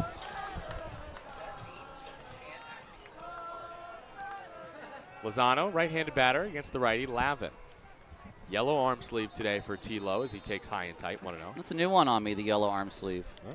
Did that one just come in with Druick's key yard there? That's what I was thinking too when you said that. 1-0. Throw to first, not in time. Another question on the answer, Jeff and Nancy Butts. Are wedding bells in the future for Tyler? The Magic 8 Ball says don't count on. Let's take a chill pill out there, all right? Great comment in our YouTube chat. Hi to Lozano, 2-0. Let's go Zano Zaddy. I've never heard Tyler Lozano called that before. Might have to use that. Xavier says, Oakland needs a run. The sun is going down. Just because Nevada has his life together, you got to get on me. 2-0. Lozano takes outside for a strike, 2-1. Oh, ask each other anything here. Tyler, what is your biggest insecurity? Wow. Probably my really good looks.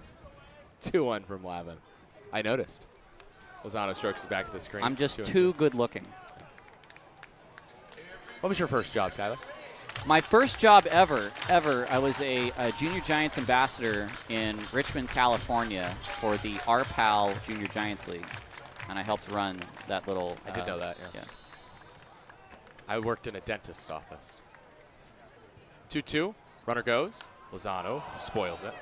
Now, Lavin is at 79 pitches.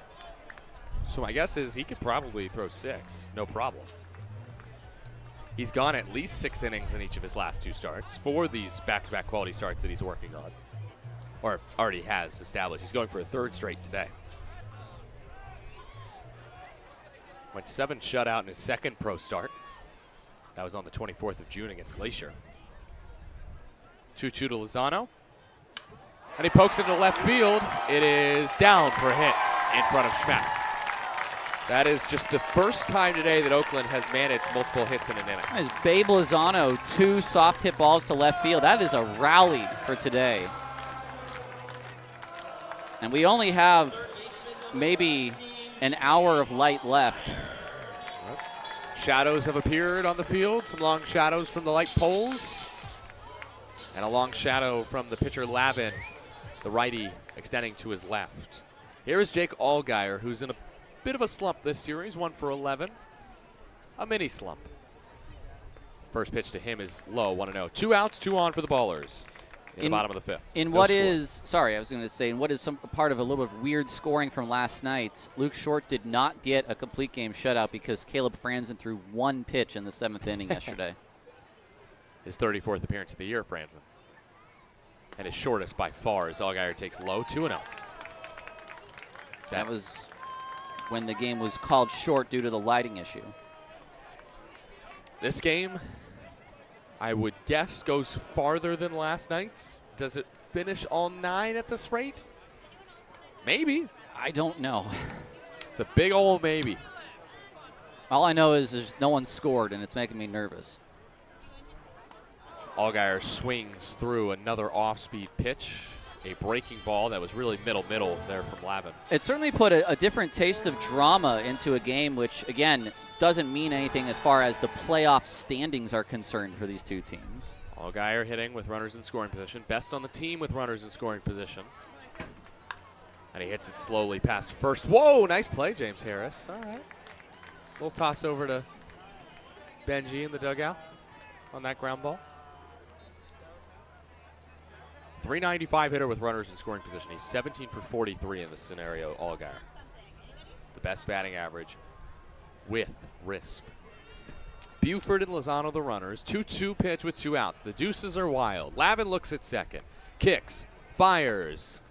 Got him on the outside corner. Challenged by Allgaier. And he'll have to go back to the dugout. Great Falls. Oh. Gets another 0 on the board. Allgaier goes down looking.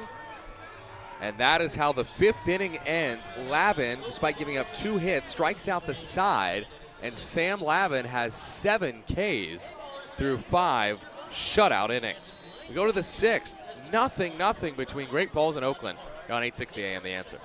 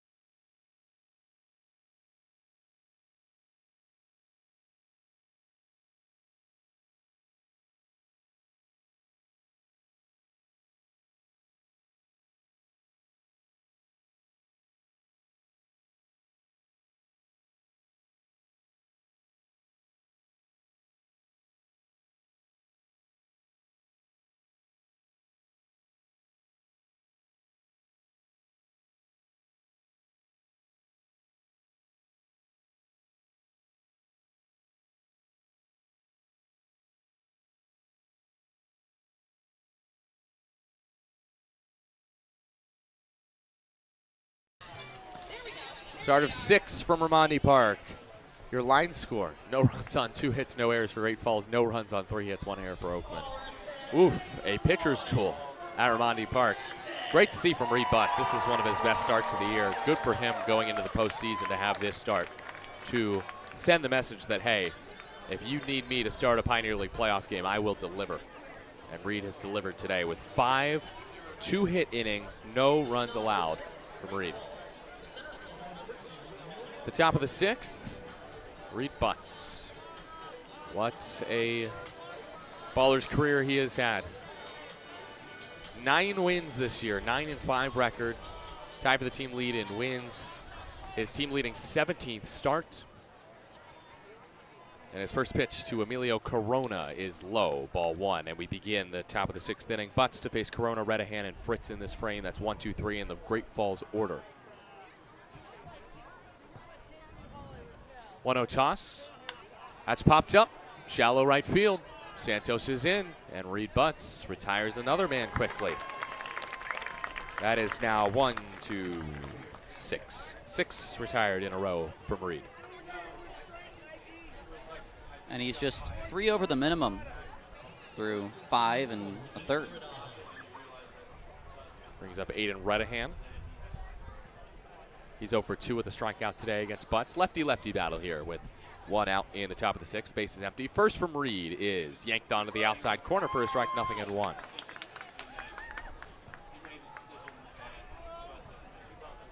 Reed last year was both a reliever and a starter. There's no 1 pitch.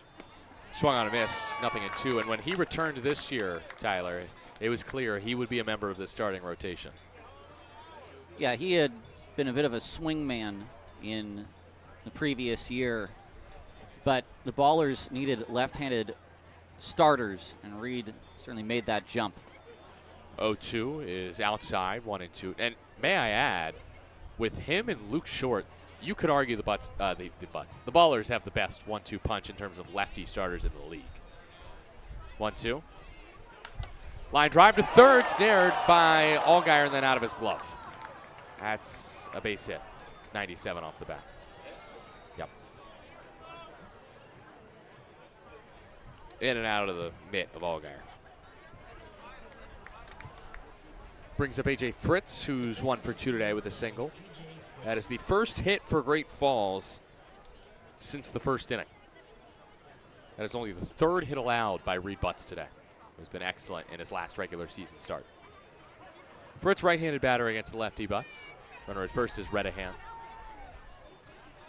And the first toss zips in for a strike at 87 on the top of the zone from Reed Butts. Reed from Rockford, Illinois. Played college baseball for 3 seasons at NAIA Valley City State, his mom's alma mater. Pitch inside, 1-1. That's Nancy. And 1 season at the University of Science and Arts of Oklahoma. Then 1 season of summer ball for Bismarck, one for Minnesota, one for Madison, all in the Northwoods League. Pitch for a strike, 1 and 2. Good one from Reed at the knees. I wonder if he was more of a sciences guy or an arts guy. Reed takes me for more of a sciences guy. 1-2. Ground ball to third. Allgaier to second for 1. Throw to first. Roll him up. Picked by Almanza. It's a 5-4-3 double play. And the Ballers, who are adept at turn 2 to help Reed get out of the 6th with just facing the minimum. No runs, 1 hit, no errors, and none left on. Let's go to the 6th. Let's get some runs. No score here from Oakland on 860 AM The Answer.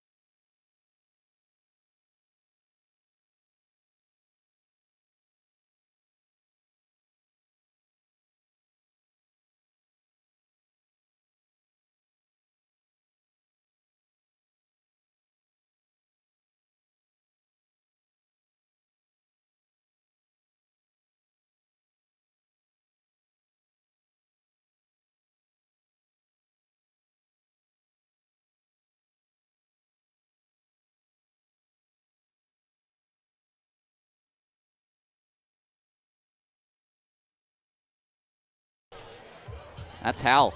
Oh, nice. And then you get the music, which I do know it is in German. I don't know how to say it correctly. I forgot I'm still on the call here. Bottom of the 6th inning. No score. Ballers and Voyagers. At this point, we've tried everything, Tyler. You've broadcasted. I've broadcasted. We've had David Smith on. I think we've just got to trust that this team knows how to score runs. We've seen him do it this season. And here's the leadoff man, Tremaine Cobb Jr. So I think pitch, a strike. I think what they said to the AI was, don't be offensive. But what it took was, oh, don't be offensive. Lost in translation there. 0-1. Top foul. Nothing to do. I was thinking that it is fitting that in a game that is being helped by AI, it's fitting that there's just a ton of zeros on the board. I would like some ones in there as well, if Right. possible. Or some crooked numbers. Binary baseball like it used to be. 0-2, Cobb takes low, 1 and 2. Sam Lavin. He has really come into form lately. I think what Great Falls needs to do is move to California. Because all of their pitchers are doing exceptionally well at Raimondi this week. Get out of that elevation. Pitch outside to Cobb, 2 and 2. Lavin, August 23rd against Billings, a 3-2 loss. 6 1/3, 8 hits, 3 earned runs, 8 Ks. Saturday against Glacier, 6 innings, 4 hits allowed, 4 runs, 3 earned, 6 Ks. 2-2 from Lavin. Cobb flares it right field. It is hanging up for Vest, who makes the catch with the shades on for out number 1. That right there is a different read from game 1. Great Falls was not shading the right fielders to that spot. After a few balls had gone down that way, they've pulled in that right fielder from that right center field gap, and that's why Vest was allowed to get to that one. I like Sean Repe as a manager. I know the results haven't shown. He's a young manager. I think he's got what it takes to make it in this league. First to Santos is low, 1-0. And I know the results haven't been great either of his 2 seasons, but I sincerely hope that the Voyagers give him at least one more season in charge. I think he's deserving. I think he's on a 3-year deal with Great Falls as it is. 1-0. Santos takes a strike, 1-1. I'm a firm believer that any manager of any sport deserves 3 years. I was very impressed with the recruiting in the offseason by Great Falls. Now, unfortunately, it just has not brought together the results for them. 1-1 is low, 2-1. And similar to Boise, injury has played a role for sure. Well, absolutely. And here's the thing, too, is when we bring these guys in, unless it's someone you've seen before, you really have no idea who they are because you're bringing in guys all across the country, guys that sometimes you only get on a recommendation by word of mouth. 2-1 to Isai Santos. Swing and a miss. And now Jordan Hamburg was supposed to start Thursday's game, who missed the majority of the season with an injury. He was in concussion protocol for that basically entire time. And he was one of the guys that actually Sean Ribe had seen. Coached him at, I believe, Coppin State. If it was either that or Gonzaga. 2-2. Santos fouls it back. And Jordan Hamburg, was a two-time, two-way National Player of the Year finalist. Two-way National Player of the Year finalist. He's a two-way player. He pitches and he hits. He's an immense talent. He had a 4.41 ERA through 4 starts this year and a 1.93 last year, but he's hurt. 2-2. Near the feet of Santos. It's 3-2. Did it hit him in the foot? Isai saying it did. Grant Myers saying no. I'm going to side with Isai, but okay. Oh, well, Aaron Intelligence is coming out. And now he wants Grant to ask. Yep. So we're going to get together the umpires. Listen, as a manager, this is the most you can do. If you can get the umpires to come together, then you've done your job. Yep. Grant Myers will talk with Tim O'Day and Alan Walker. Grant Myers' alma mater. I think you're going to see Fresno State. A clipboard get tossed in the air here if they send to first. Fresno State won today 36-27 against Oregon State, the future Pac-12 team. And Santos has to stay in the box. He was not hit by the pitch according to the umpires, despite Isai's better judgment. So it's a full count for Santos. Team leader in walks with 53. Payoff. Santos takes low, challenged, and that's going to get overturned. What do you have Great Falls at? 3 for 3? Yeah, 3 for 3. Goodness. A rough day for Grant behind the plate. Santos strikes out looking. That's the 4th looking strikeout for Oakland today. Lavin's just dicing and freezing him. Brings up Davis Druick, still scoreless with 2 outs in the bottom of the 6th. This has to be the longest game this season for the Ballers where neither team has scored. First pitch, Davis Druick. I mean, he just swung slowly through that pitch. That's the breaking ball from Lavin. He is expertly mixing his pitches. He is thankfully, I say this as a Ballers broadcaster, at 98 pitches. Druick bounces it to second, and he'll finish probably with 99. He could come out for the 7th, though, after that 4-3 putout ends the 6th in short order. No runs, no hits, no errors, none left. Let's go to the 7th. As we're trying to beat the Sun, nobody has scored here in Oakland. On 860 AM, The Answer.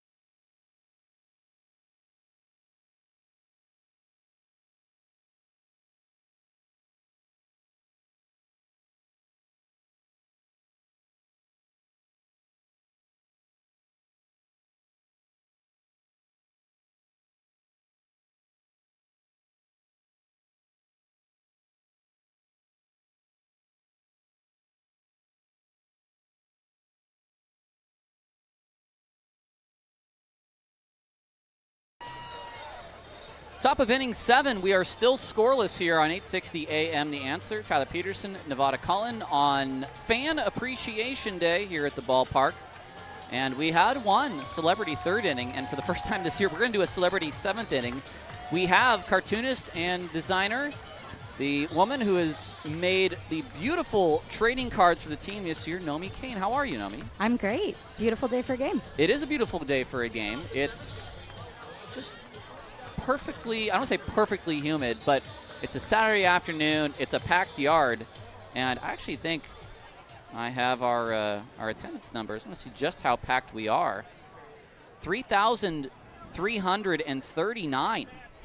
Wow. A great crowd as Butts throws, and that pitch is low. You've designed our trading cards, which this year are in the design of the Old Mother's Cookies. Here's a set right here, actually.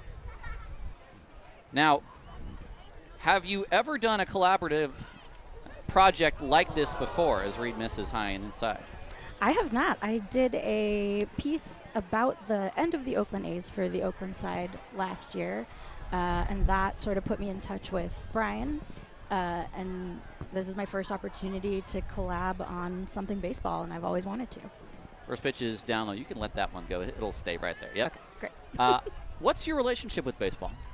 I grew up an A's fan. I've lived in Berkeley since 1984, and we always had season tickets. It was just a part of family life, a part of the community of living in the East Bay. It's been very important to everyone in the East Bay to have that, and seeing the A's leave was kind of devastating. But the Ballers have come up to reinvigorate the community and give us that. I'm a Berkeleyan myself as well. So I grew up, I would say, similar to you, games at the Coliseum, all the rest, as Butts fires in a pitch low. It is ball four. We're speaking with Nomi Kane, cartoonist who designed the Ballers cards this year. Now, in every pack, you get to do a little bit of design, of course, with photography and the text, and I love the design as well. But you also got to have a little bit of one-on-one time with our guys this year, designing particularly design cards by yourself, drawn out. And I'm actually going to have to pause for a minute here. Aaron Miles is coming out, and Reed Butts is going to be removed from this game, I believe. I don't know if the arm has gone out yet. Aaron is out on the mound, and is that James Collier in the Ballers bullpen getting warm? So this conversation is between Aaron, Reed, and the whole of the infield, not James Diedrich, and Aaron is going to let Reed continue here in the seventh. So let me get back to my question. A little bit of one-on-one time with the guys. How much fun was it getting to learn who they were and then trying to sort of capture their image? I think the funniest thing in interviewing all the guys who had cartoon cards is that I think all but one had the exact same pet peeve, which was people chewing with their mouth open or like loud smacking. So this like seems like a point of contention for almost everyone on the team. So it's maybe a certain teammate they're thinking of, perhaps. Yeah, who's that one person who's smacking in the dugout? I gotta know. Well, I don't know about smacks, but here is Kyle Schmack, the left fielder. Cruz at first. And the first pitch on the slide step is a changeup at the bottom of the zone.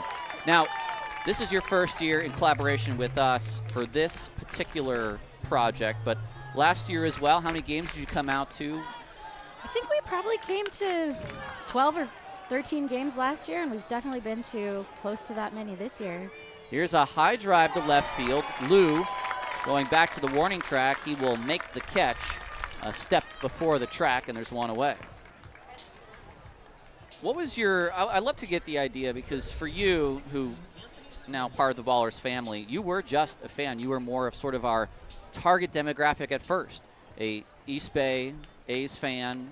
We've got something new for you. Your first thoughts, you're thinking about maybe this is super exciting. How's this going to work? What were the first reactions for you?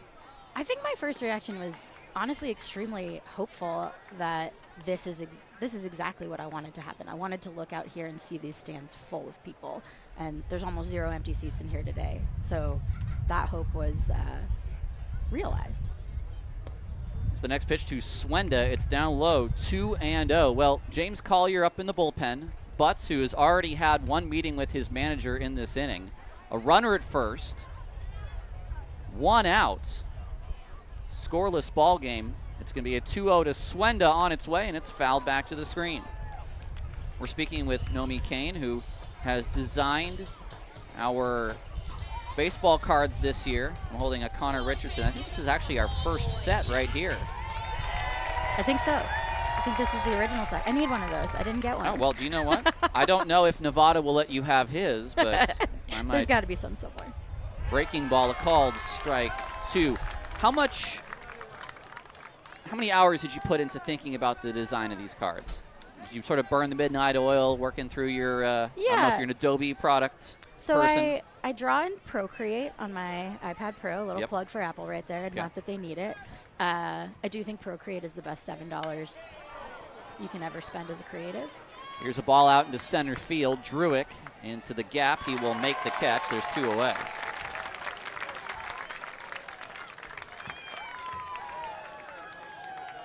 I had a bit of a vision in my mind going in of what I wanted the cards to look like, and Brian and Paul were both pretty on board from the beginning, so it was actually a really smooth project. And Brian Johansson from Last Dive Bar and their organization sponsored these cards. Now, is this a design that is nostalgic to yourself? Did you receive these cards? I did. I had the Mother's Cookie cards in exactly these colors as a little A's fan in the 90s. And so I tried to get this packaging to look as much like that as possible. Podkul out to right center. That's a base hit. This could be trouble. Druick is going to cut this ball off. His throw into Harris is a little bit offline. Cobb has it. His throw home to Lozano is in time, and he is out at home plate. 8-6-2, and we will remain scoreless going into the bottom of the 7th. Nomi, before we go, for any folks who would like to see your designs, your cartoons, what's the best way for them to find and appreciate your art? You can find me at Nomi, Nomikane, Kane, at gmail.com if you have an inquiry for freelance work. I'm also nomikane.com if you want to see my website, and I'm just at Nomi Kane on Instagram. At Nomi Kane on Instagram. Well, thank you so much. We've really enjoyed it, and I know the fans also have enjoyed your artwork this year as well. Let's stretch. Let's do a little bit of singing. Let's take a break. We'll head to the bottom of the 7th, scoreless on 860 AM The Answer.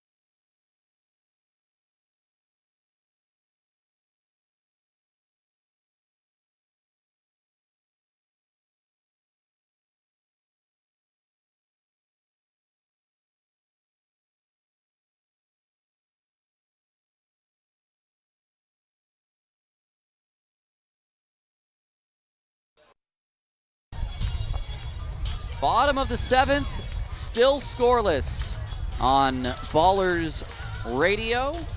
Tyler Peterson and Nevada Collin. We've had a lot of fun today on our fan appreciation night, and Reed Butts gets through 7 shutout innings thanks to a relay between Druick, Cobb, and Lozano. Druick cutting that ball off, saved that play. And the first pitch to Almanza is down and in. Lavin still on the hill. I'm going to momentarily score that as a double for Podkul, but we will see whether he actually touched second before the tag was applied at home. The 1-0 is a ground ball foul off the bat of Almanza. It's 6:17 p.m. here in the bottom of the 7th. We have enough lights that will probably get us through the next 45 minutes. We're on a really good pace, and we needed to be today because the lights, some of them anyway, will not be operational. The 1-1, Almanza takes high. At the moment, we have all but 2.5 towers that are working. So the aid with the setting sun will be okay. It's when the sun does set that we will have issues. A 2-1 to Almanza. He swings and hits one out of play. It's 2-2.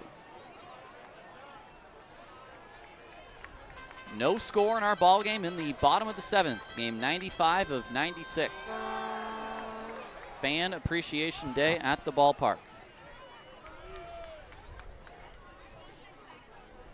A swing and a tip into the glove of Hernandez. A 9th strikeout for Lavin. One away. He's just one shy of tying his season high in Ks, Sam Lavin. This is a great performance, one of his best of the year. His pitch count is 104, so this is his last inning. There is no one up in the bullpen for the Great Falls Voyagers. Collier is probably ready for Oakland. Buford to left field. It's deep. Schmeck won't even move. And it's onto the roof of the building beyond the wall.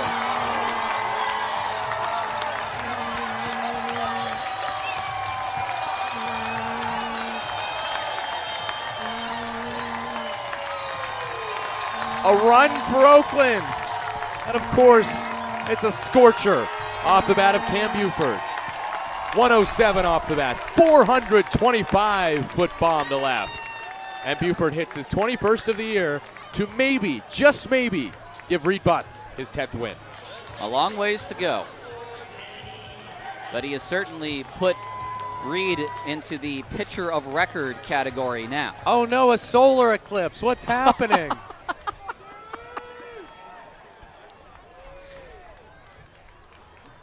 Get fogged out here. The first pitch to Harris is a breaking ball for strike one. Wow, if you could see Lavin as soon as he threw the pitch and saw the swing for Buford, he didn't even look. He just yelled something to himself that would be inappropriate for radio.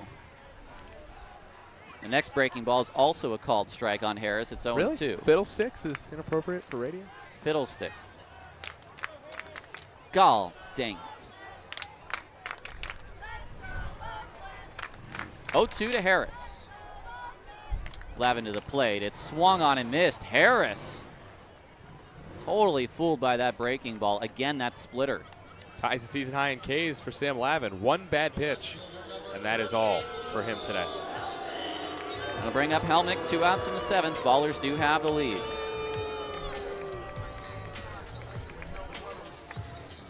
It's like Reed's day will be done after 7 as Collier continues to warm in the bullpen. The pitch is inside. And now what I'm hoping for is that we see a save situation today. Ooh, I forgot that was a possibility with 2 games left. Connor Sullivan going for the Pioneer League record in saves. Helmick takes low. It's 2-0. Lou, this season, I mean, hitting .330, 63 RBI. He has been exactly who Oakland hoped he would be offensively. Lavin is set.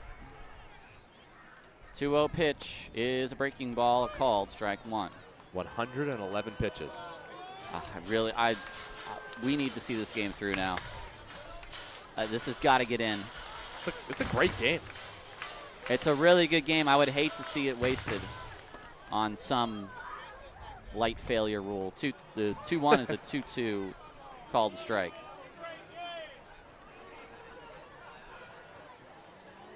I want to see Sully go for it today. I want to see him. Well, listen, Great Falls can score 19 runs in the 8th inning. That could happen too. But I'm just saying right now, 1 run is a whole different reality from what we had the first 6.5 innings. So 1-0 Oakland on the solo shot by Cam Buford.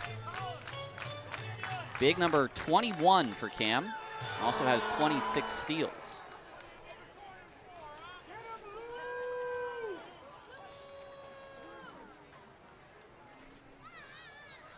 Lavin set. And the 2-2 to Helmick is a line drive softly hit into the for the glove of Swenda. That's going to be an error. 60 off the bat. He left his feet, but that was a ball that you're expecting a catch. Uh-oh. Here comes the iPad. Here comes the iPad. The iPad is out. The iPad is going to pinch run for Lou Helmick. That's awesome. Bugs, I don't think Lou likes the iPad. Bugs is going to pinch run. They're going to get a meeting on the mound inside. So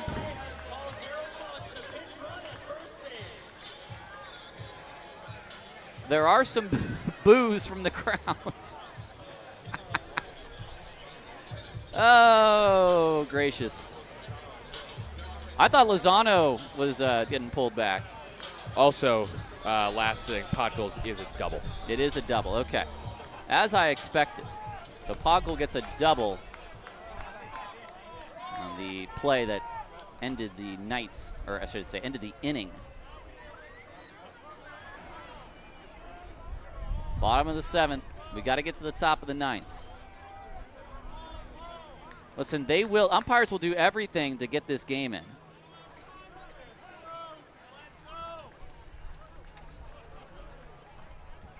Bugs a big lead at first. He might just go. He does.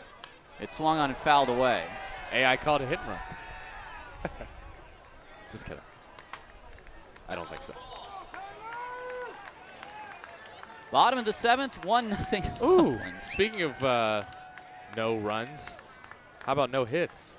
Yoshinobu Yamamoto's no hitting the Orioles through 6. It's not great news for you. I'd love to know if the Reds I are don't beating care. the Mets. They're over and Bugs is back. Can we do a little Pioneer League scoreboard right now? Is it even possible? Absolutely. There are some scores. High-scoring game in Colorado Springs. The Rocky Mountain Vibes trail the Grand Junction Jackalopes 14-4 in the bottom of the 2nd. Wow. There go. Bugs starts and stops. It's a pitch out, and a great call there from Aaron Miles and company. A bluffed bunt. It was a pitch out called by the Voyagers. Ooh, Tom Peltier, 12 earned runs in an inning and a third for Rocky Mountain. Yoicks. Big lead for Bugs. A throw over, and that's the second one from Lavin now, and now Bugs can get an awfully, awfully, awfully big lead. Bottom of the 2nd from Ogden. Boise leads the Raptors 3-2. Idaho Falls and Glacier, top of the 2nd, tied 2 apiece. Lavin, set, there goes Bugs. Pitches a strike, Hernandez's throw is not in time. It's a stolen base for Darryl Bugs. Another one for Bugsy. Tack another one on to the franchise record. That's 35 this year for Darryl Bugs II. And I think if there's a playoff game Bugs does not start, you're going to see him in every playoff game to do that. Same with McKenzie.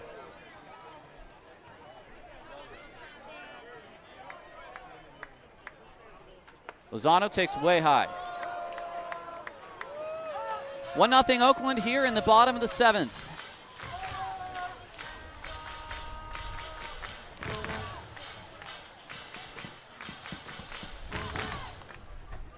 Two-two to Lozano. Lavin, does he throw out the splitter? The pitch, it swung on, hit to right field. A semi-lazy fly ball, and putting the ball away is Vest for the final out. It's a run on one hit, an error, a man left on base. The Ballers finally have scored. They have the lead. 1-0 as we head to the 8th on 860 AM, The Answer.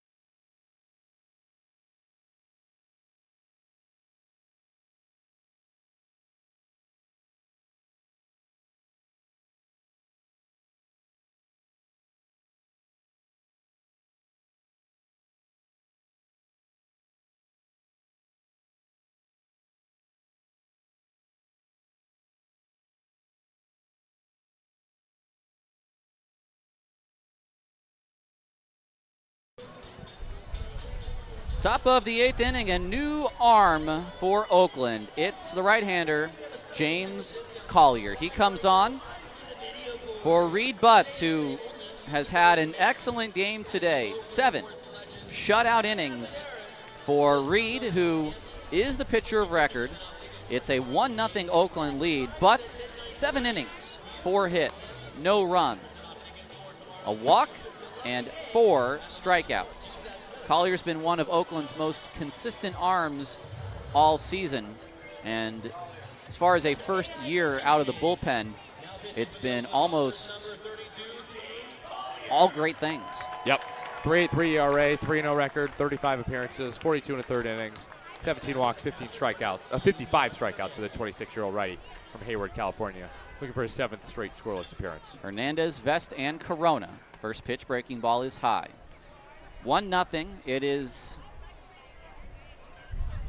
the smallest lead you can have in professional baseball, a 1-0 lead. Collier throws, and that pitch is low, 90 miles an hour. So as to say that take nothing for granted, as any hitter that comes to the plate is the potential tying run. Collier set. The pitch is inside 3-0, and now James has to start throwing some strikes.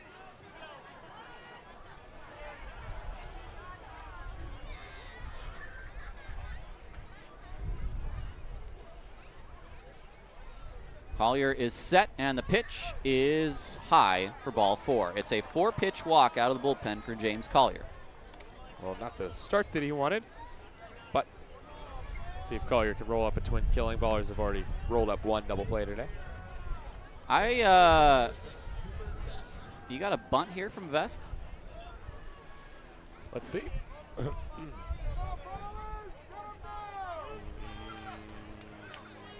No. Okay. Allgaier's pulled in at third. Collier's first pitch to Vest. He will take. Fastball at the knees for a called strike 1. 1-0 here in the 8th. Connor Sullivan getting ready in the Ballers bullpen. He has tied the all-time saves record at 19. Line drive. Harris plays it on a hop to Cobb for 1, to first. A double play. It was a softly hit line drive, and Hernandez went back to first. There's nothing he could have really done to run down the bag at second. But Danny not charging that ball, letting it bounce to him. That induces a 4 to 6 to 3 double play, and there's 2 outs. That's huge. That's you got to feel bad for Vest there. He hit it just too hard right at Danny. Corona swings and fouls it away. That saved us some precious time here at 6:31. Just 2 hours and 6 minutes past an hour and 54 minutes past our first pitch time. Corona up the middle, and that is going to sneak through for a base hit. No, it didn't. Harris will actually stop that ball on the outfield grass. Wow. Nice effort from Danny there. But it'll be a Corona 2-out single. There we go, Emilio. And this sends is his hit streak to 19 games. And this is a man who runs as well. Yes, Corona is 7th in the league with 32 stolen bases. This is the spot. You got to send him. You got to try it against Tilo at some point. So we'll have a battle between Lozano and Corona. Uh-oh. Here comes the manager, Aaron Miles. He's going to the pen, and the save situation is now for Connor Sullivan. Wow.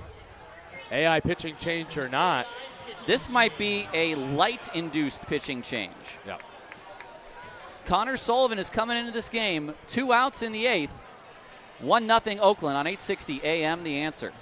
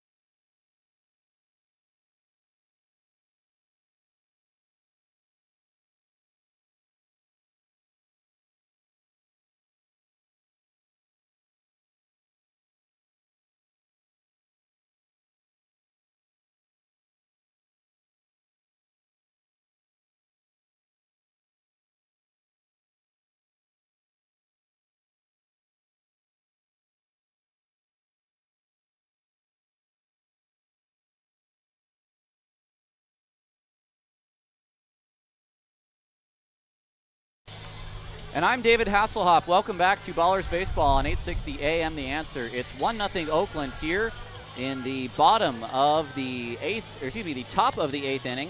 And Connor Sullivan is on to attempt an all-time Pioneer League record 20th save in a single season. It's never been done. 2018, Grand Junction Rockies Alexander Martinez at 19. 2025, Connor Sullivan does as well. He is the Pioneer League saves leader and franchise leader in appearances. This is his 42nd of the year. 4.54 ERA for Connor Sullivan, the righty. 6'5", 175 is his weight. 24 years old for Martinez, California. 2-1 record, 41 2/3 innings, 15 walks to 47 Ks for the righty, Sully. I think if it was an AI pitching change, I think Aaron would have brought the iPad out. I think that is just Aaron Intelligence instead. That's what AI stands for, right? Aaron Intelligence. Here is Aiden Redahan, runner at first, Corona. And do you know what as well? Sully's quicker to the plate than Collier. There goes Corona. Lozano's throw down to second. Is it? No, it's not in time. Wow, somehow Corona got over that tag. The throw beat him. He must have swam around it. Wow. Trey's, that was so funny. He asked Corona, he's like, I tagged you, right? Emilio's like, no. And Trey's hopping up and down like, are you kidding me? What do you mean I didn't tag you? Stolen base for Corona. 33 on the year. Oh, that is very, very interesting. The tying run at second, a single could tie the game. Sullivan's 1-0 to Redahan is fouled back. Oh, the throw was perfect from Lozano. Oh, yeah. Bang, bang. You know what? And I'll give it this. I've seen a lot of bang-bang calls at second, I think, that should have gone against Oakland this year in terms of. He got in. He got in? He got in. He swam around the tag on replay. Yeah. What a slide by Corona. The 1-1. That's down and in. That's tough from Tim O'Day to stick call. with that play. He's, of course, going to get booed by the home crowd, but he's stuck with it. Good throw by Tilo.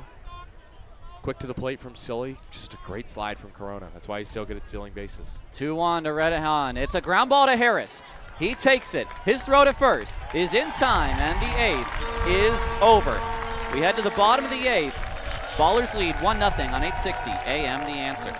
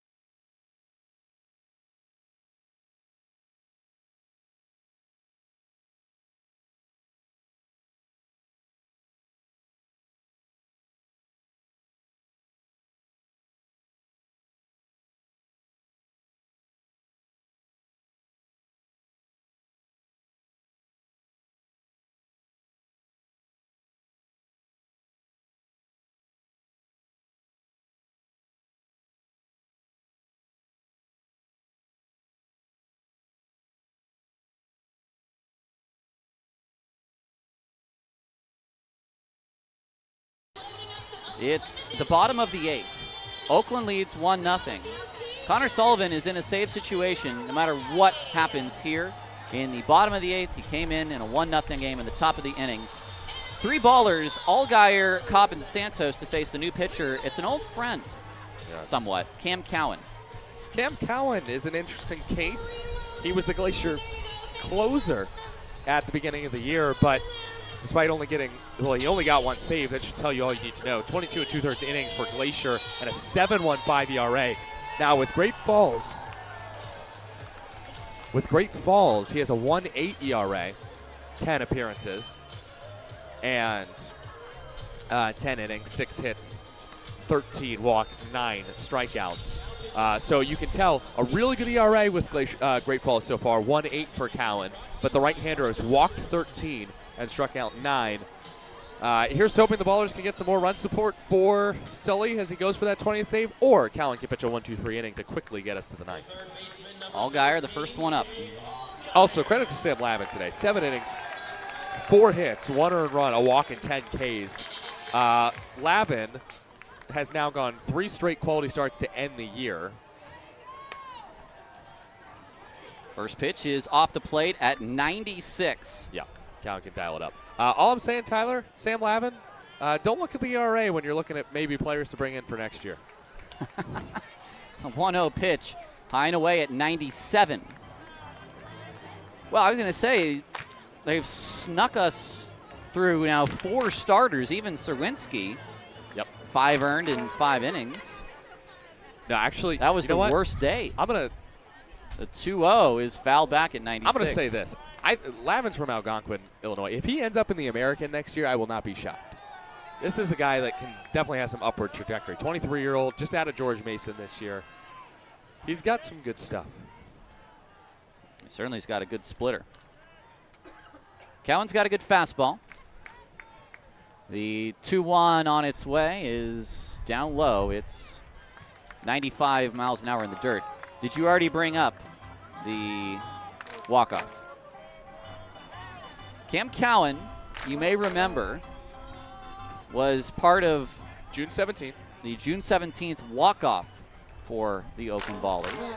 A 3-1 on its way high and very outside at 97. It's a walk to Allgaier. And this is looking like the Cowan we saw that day. It was a blown save for him in that game. He got the loss, 2/3 of an inning, a hit, 2 earned runs. Here comes the iPad. Uh-oh. Allgaier pinch runner. Imagine it's not even the AI saying it. Maybe it's just Aaron pretending. But TJ McKenzie will run for Allgaier here. Lou stayed in, right? No. Bug stayed in the game at center. Oh, okay. And then Druick went to left?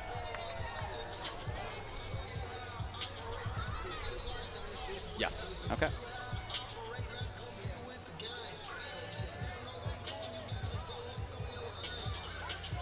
And who was the one to score the winning run on that day, June 17th, the 6-5 Oakland win? It was this man on the wild pitch, Tremaine Cobb Jr. Cowan to the dish. The fastball is down and in at 94.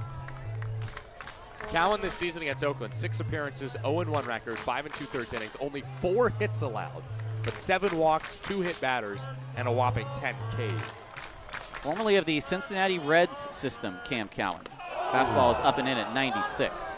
It's certainly high velo, but it's the kind of guy, if he can sort of maintain it and figure it out, he definitely will be a Major League Baseball player. There goes McKenzie. The pitch is down low, and McKenzie has second swiped.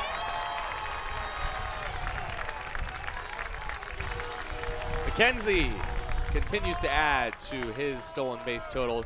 TJ McKenzie up to 37 on the year. That's 4th, or maybe even tied for 3rd now in the league.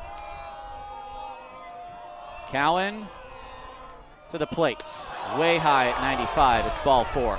Back-to-back walks here in the 8th. I bet Trey was ready to get out of the way of that. He might have been. Making a beeline for his head. All right. I'll say it again. Bunt? Wait till you see a strike? No, I'm not touching. I'm not putting the bat out there at all, like you said.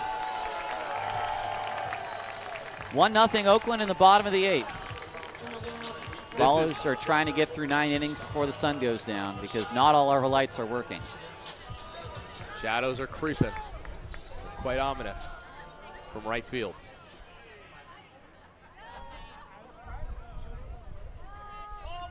Cowan to the dish. First pitch is a called strike. 93 on the inside. Looked like the cutter.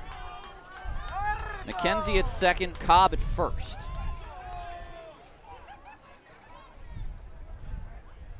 The 0-1 is a fastball, a called strike on the outside at 94. It's 0-2 to Santos. That's all right. Good pitch. Hey, quick outs aren't the worst thing in this inning. If the Ballers win today, they will finally be able to lock in a winning record against Great Falls at least for this season. The 0-2, Cowan to the dish. That is down low at 94, and Cowan sort of fell down and his hat came off. Cowan shaved, I think. The beard is gone. I wonder if that's a Great Falls thing. No facial hair in Great Falls. It's the Yankees. Yeah. I think he's got a mustache still, but no beard. I swear he had one in Glacier. 1-2. The pitch, way outside at 97. I mean, this is the kind of guy who's perfect for the league. Cam Cowan, a former affiliate player, who's got a ton of talent. He just needs to find a way to put it all together. Same with Tanner Shears when he was here with Oakland. It's a 2-2 to Santos. There goes both runners. The pitch is a check swing, accidental foul ball, and everybody's got to go back. He did not mean to hit that. Cowan, last year, 19 walks to 35 strikeouts. And with Glacier, 18 walks to 33 strikeouts. It feels like here with Great Falls, he's just letting it fly. 13 walks to just 9 Ks. What's his ERA in that time? 1.8 with Great Falls. 1.8. So no one can hit him. No. But he has allowed exactly 6 hits in 10 innings. Cowan fires and the fastball is outside again. And again, it's at 97. It's not even in the box, didn't even catch that one. Well, if you run out of light in this inning, it's still safe, right? I don't know. Santos swings and just spoils that pitch. A foul ball down the left field line at 95.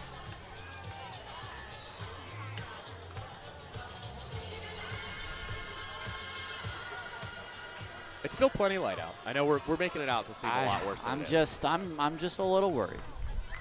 Another righty is warming for Great Falls in their pen. The 3-2, ground ball to first. Redahan goes to second. That's one as Cruz just gets to the bag in time.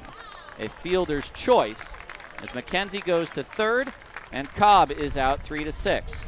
Not a bad throw from Redahan, but Cruz was Late getting there? Or at least not expecting to have to get there? something was a little bit off. It was an unconventional play, honestly. It's one of those weird ones where it wasn't hit towards first, so the natural play was towards short, but it was also a hard hit ball, and that's probably why Cruz was late breaking. Good productive out, though, for Santos. Druick, the left fielder. The first pitch to Druick is a fastball down at 94. Some good success against Glacier this year, facing Cowan's old teammates, including punching out the P of that Glacier Bank Park sign above the scoreboard. The 1-0, there goes Santos. Pitch is a called strike, and the throw on one hop is into center field. It's a stolen base for Santos, and on the play, coming home is McKenzie. It's 2-0 Oakland on the error. It is an unearned run as of now. Oakland will take that. That is a nice one extra run of insurance. Runners at second with one away. And the 1-1 to Druick is swung on and missed at 93. Even if the Ballers score 90, it will still be a save situation for Connor Sullivan.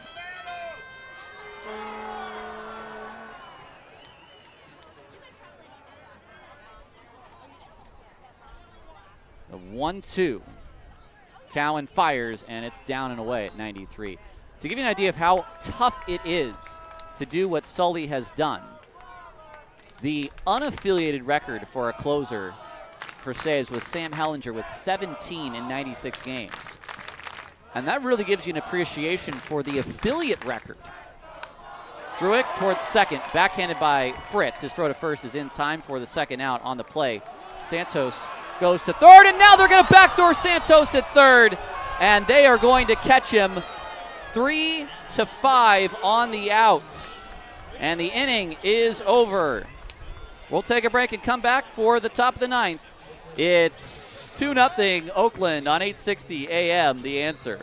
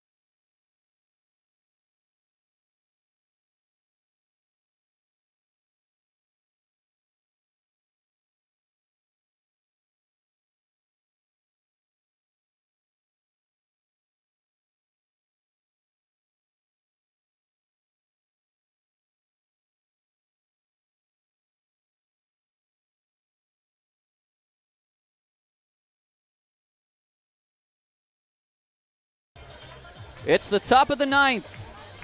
Lots of shadows and lots of saves this year for Connor Sullivan. It's 2-0 Oakland in the top of the ninth. Let's look back at the previous record. Really, like I said, you can get an appreciation for what Alexander Martinez did with 19 saves in 76 games. Connor Sullivan is trying to get a league record 20th in the 95th game of the year. He'll have to get the next 3 outs to do it. Fritz, Cruz, Schmack.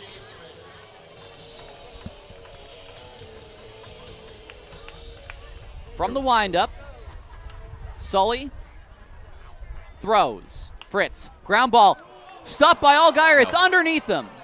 It'll be a base hit for Fritz. Allgaier is back into the game at third. And the leadoff man is on. He overdove it. Is that even a term? He dove to his right to try to stop it, and then the ball kind of hopped over or under his glove or past his body. Somehow it got past him and in to left field. Cruz, the batter. The pitch, fastball, low. Well, the Ballers are going to have to earn it. Cruz is the tying run, the potential tying run. He is 1 for 2 today with a walk and a single. The next pitch is low on the slider. It's 2-0. He may not get another opportunity tomorrow. This is going to be his moment. Connor Sullivan.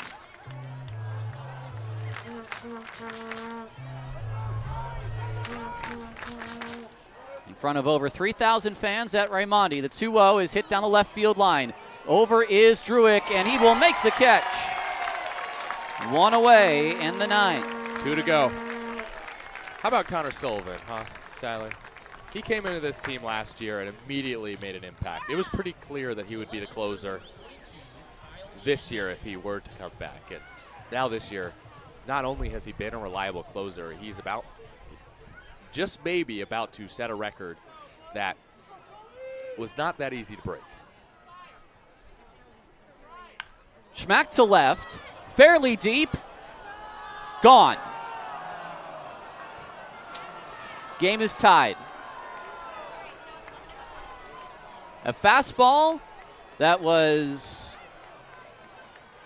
at the bottom of the zone, and this game is 2-2 in the ninth. It will not happen today for Sullivan.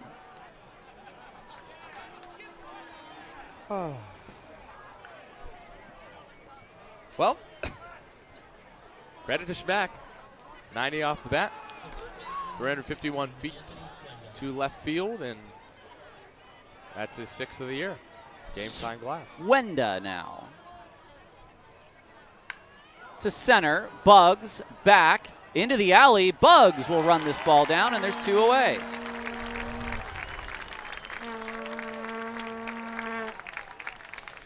Do you remember Luke Short had Who? six hitless innings against the Hawks last year? And then someone came in and it was a home run that broke up both the shutout and the no-hitter. I think it was against the catcher for Boise, but that gave me the same balloon pop. First pitch is Nick Klemp. outside to Frank Podkol. Maybe Klemp. You can go back in my book. Podkol looks at a breaking ball for a strike at the bottom of the zone. 1-1 the count. 2 outs in the top of the ninth. Sullivan to the plate. Podkol takes inside. If the Ballers are going to win today, they will have to do it either in the bottom of the ninth or a knockout round. They'll have to do it quickly. And they will have to do it quickly. 2-1 popped up over the press box and out of play.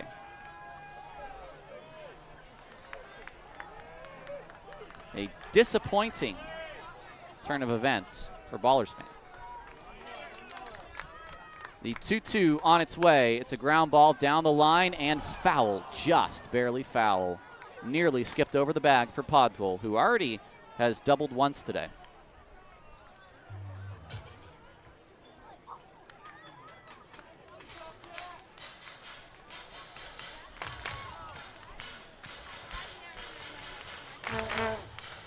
Blame AI. Okay. Robert Kelly is warming in the bullpen Not for the right, Voyagers. Huh.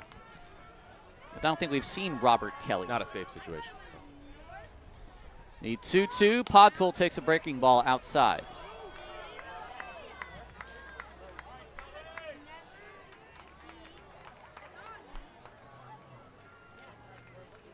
Payoff pitch now to Podkuhl. Sully from the windup, and the pitch is outside for ball 4.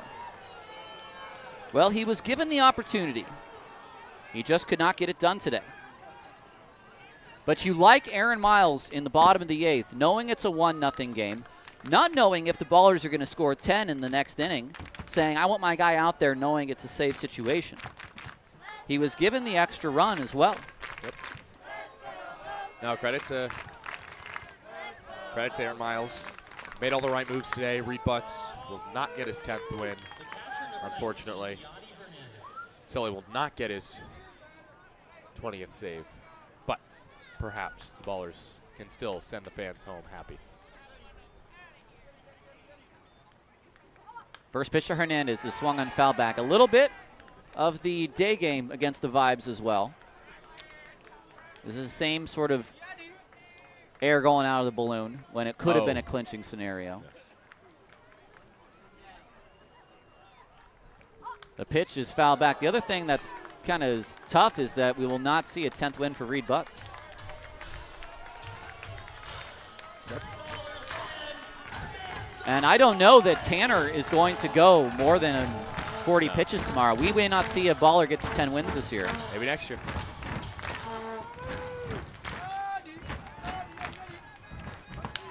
Ground ball, Allgaier on the backhand. He gets up, his throw across the diamond. It's in time.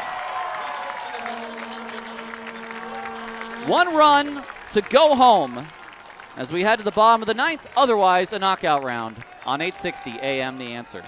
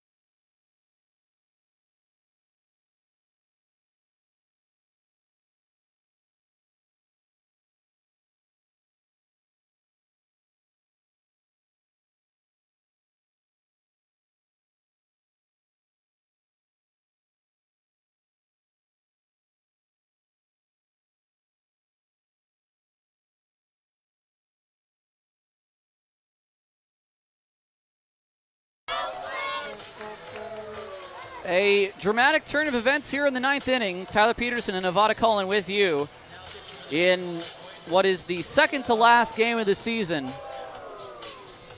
The High Wheelers score 2 in the second to last half inning of our ball game. It's a 2-2 score.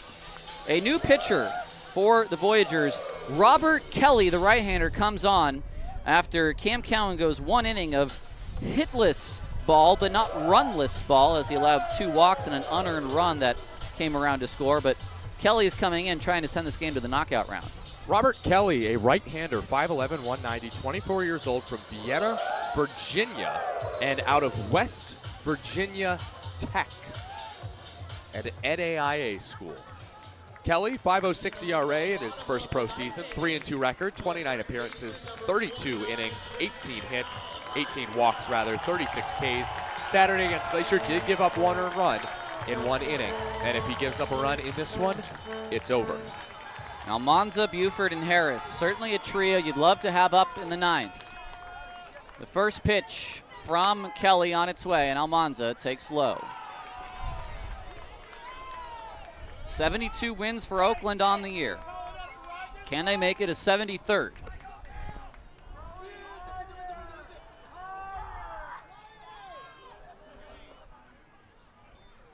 Ground ball to first. Redahan rather comes in, grabs it, goes to the bag himself.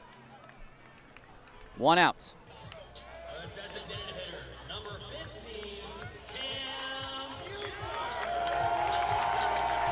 That'll bring up Buford.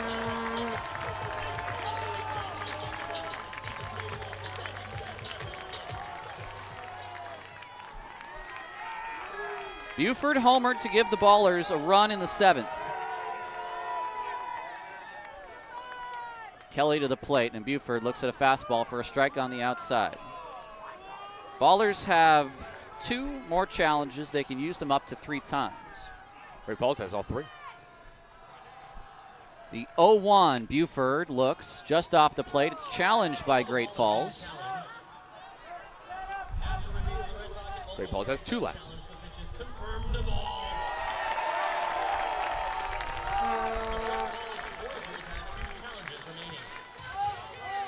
Now 1-1.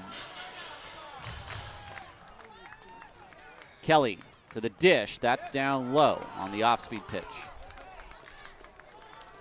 Cam Buford last time up, 425 feet for a solo bomb. The 2-1 to Cam. It's down and away, 3-1. 2 walk-offs this year via home run. Tremaine Cobb and Dylan Tatum. I'd be interested to see if there's not one last AI decision here in the 9th. 3-1 to Buford. He will take low. It's ball 4. And he is a very speedy base runner, but remember, Hernandez has a cannon. Yeah, it's tough because obviously you want to stay out of the double play. At the same time, you don't want to get caught stealing. So I think honestly, for Buford, I think the best case scenario is he advances to second on a wild pitch or pass ball. I don't think he's going here. Credit to Cam, though. Gets on base 3 times today. Bugsy is on deck. That may be a spot for Dylan Tatum or someone else. The pitch from Kelly, and that is just low for ball 1. Well, hey, Danny Harris has been clutch this year, and he does not have a game-winning walk-off hit, but he has several game-winning hits. A go-ahead 3-run homer on August 6th here at Raimondi. Off of Drumheller. How could you forget? The 1-0, Harris, a big cut and a miss at the breaking ball. And it's 1-1. And he's due. 8-game hit streak, but hitless today with 2 strikeouts, and the last 2 have been ugly. We have just enough light to get through this game. Twilight in the East Bay. And the 1-1 to Harris is a high chopper down third. A tough play that will go foul. Right down the line. And Swenda fielded that ball in foul territory.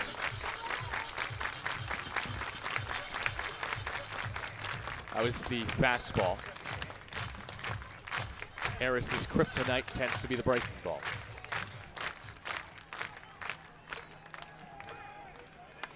One and two. Is this a play where you think Kelly is going to try to get a little oomph into a kick and you'd send your runner? Or are you running yourself into a strike him out, throw him out double play there? This could be the spot. Got limited light, might as well risk it. The pitch, it's a slide step, and it's high and away. I was going to say, I think if you're going for a strikeout pitch of Harris, you go for the breaking ball, which would be a good pitch for Cam to run on. This one might be it on 2-2. Buford at first, 1 out in the bottom of the 9th. We're tied at 2. Kelly, slide step. The pitch is hit out of play. That was a breaking ball. Harris is fighting. Off the plate, too. Good fight from Danny. Ballers, look, they have nothing to play for anymore other than to grow their already modern era Pioneer League wins record of 72 and maybe just a little bit of pride. 2-2. It would also send all these fans home very happy. The 2-2 pitch, Harris, a ground ball foul.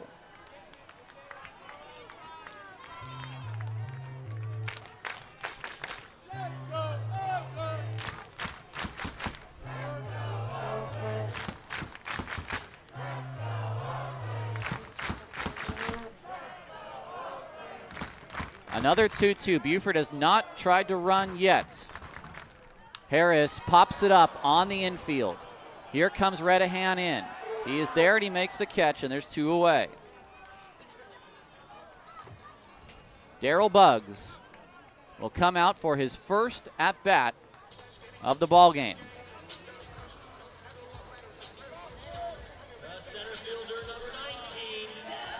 He came in as a pinch runner for Lou Helmick in the 7th. He stole a base. And now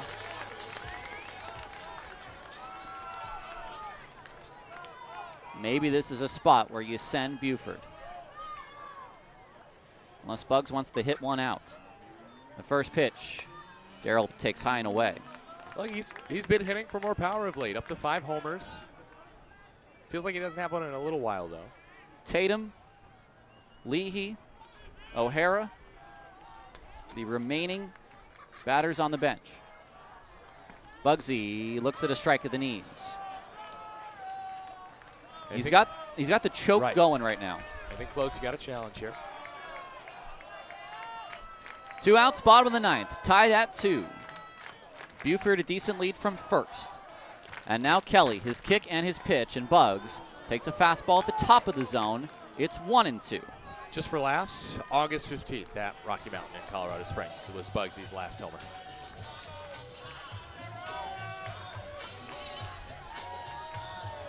We're a strike away from a knockout round.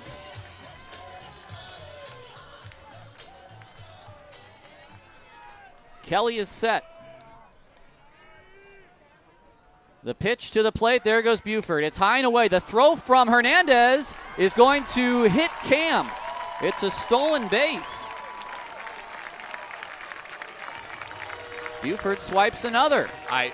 Look, we are getting close to a Buford 2030 season. Almost 30 stolen bases for Cam. It's a 2-2 pitch to Buggs, and now Base hit might win it. a base hit might win it. You kind of have to play the outfield in, which the Voyagers are doing. The pitch to Buggs, he takes just off the plate. Does he go? No. It's challenged by Hernandez. That's smart. That's very smart.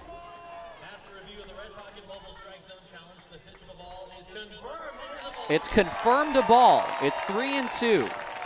They only have 1 challenge left. There's no reason to not try it there.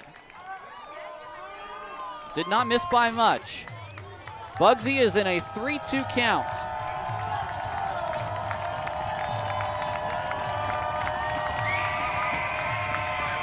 Trying to get the job done.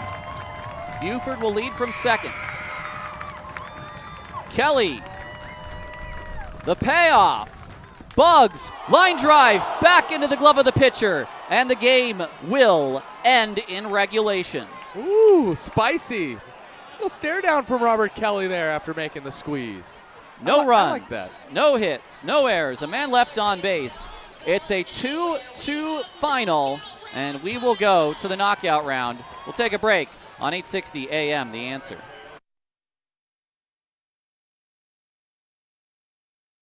Extra minute, please.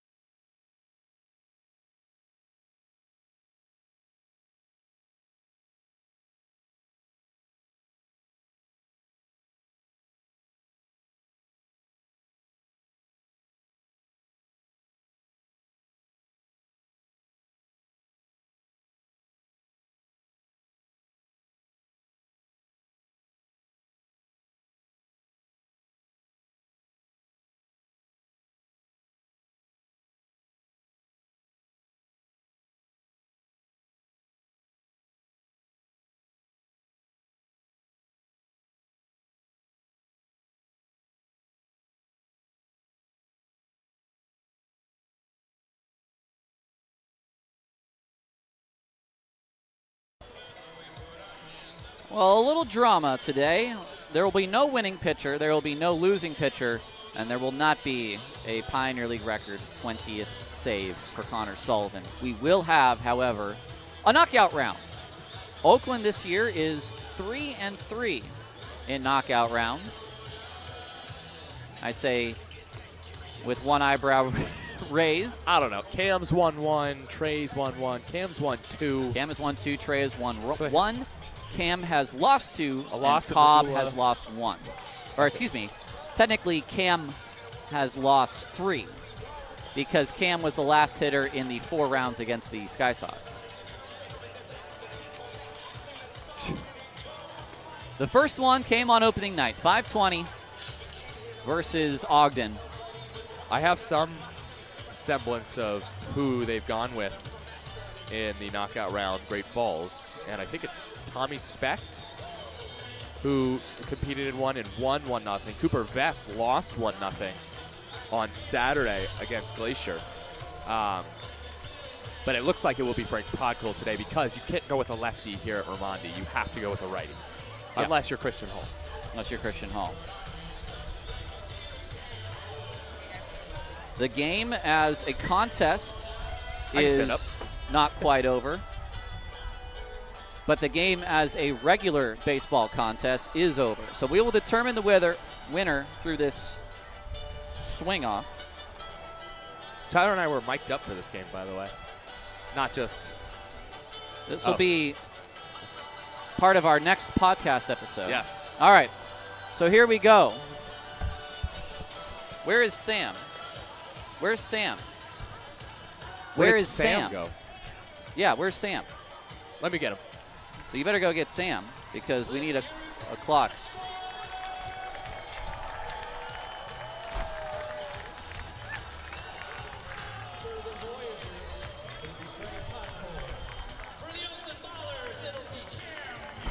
Wait, we have to wait. We are not yet ready.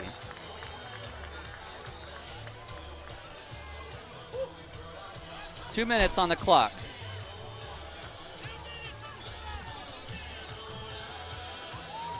All right. Podkul versus Buford. All right, Frank Podkul. What you got? This season, 11 home runs. That's tied for second on the team. 21 career homers as a Great Falls Voyager.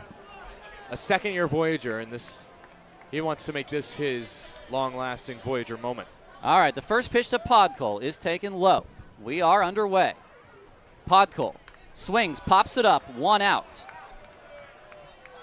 The next pitch, Podkul takes high. 1:42 left on the clock. That's popped up, and that is the second out. He's got to even it out a little bit. He's getting under the ball. Next pitch is taken. 1:30 left on the clock. Podkul takes in. The next one, Podkul back to the screen. 3 outs. The next one to Podkul he takes as well. 1:15 left. It's inside. He has not yet hit a home run. He takes low. 1:05 left on the clock. Swing, a line drive, a base hit. That's a 4th out. 1 more left. Podkul swings, gets underneath this to left field. It's deep, and it is gone. 1 home run. Ground ball, a 5th out, and that is the Voyagers' first round. Podkul with 1 home run. Cam needs 1 to tie and 2 to end this game.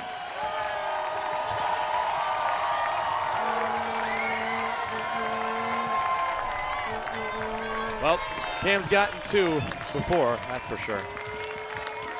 Beat Christian Hall on the 27th of July, 3-2. That's his most recent knocked-out round win. Got 5 way back on June 4th at Glacier. That probably won't happen again for a baller. I did misspeak. Cam has only lost twice because Almanza actually lost one in the second round at Missoula. He was the one to lose in Missoula. Podkul, I feel bad for Frank Podkul. It just looked like he was in his head and was taking some awkward swings, popping it up.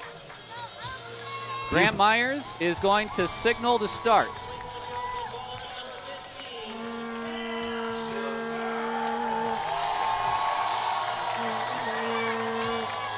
James Harris is ready. Cam Buford is ready. Go. We are starting. The first pitch to Cam is inside and taken. Harris throws. Cam takes again. The third pitch to left. Yep. Does it have enough? It does. It's tied. One more to win it. Buford, line drive, 1 out. Buford takes. 1:30 left. Buford in the air to center field. This will not be enough. 2 outs. The next one, Cam will take that. 1:20 left on the clock. We're tied at 1 in the first round of the knockout round. That's to left field and deep. And Buford has won the knockout round again onto the roof of the building beyond the wall in left field. And the Ballers have won their 73rd game of the year.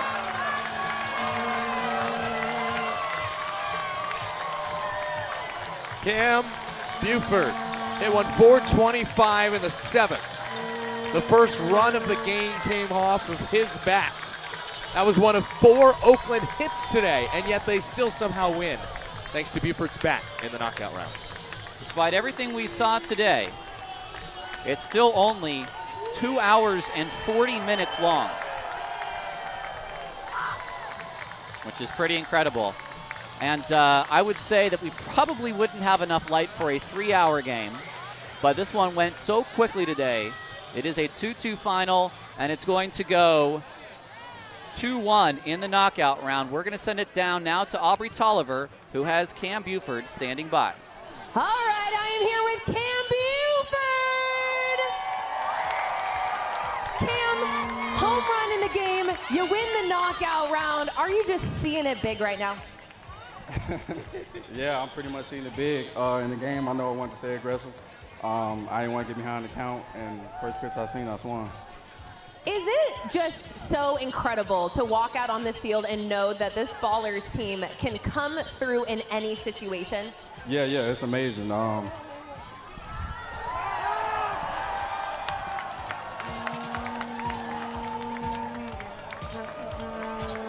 my final question for you is how cold was that? Tyler, I'm just going to toss it back to you.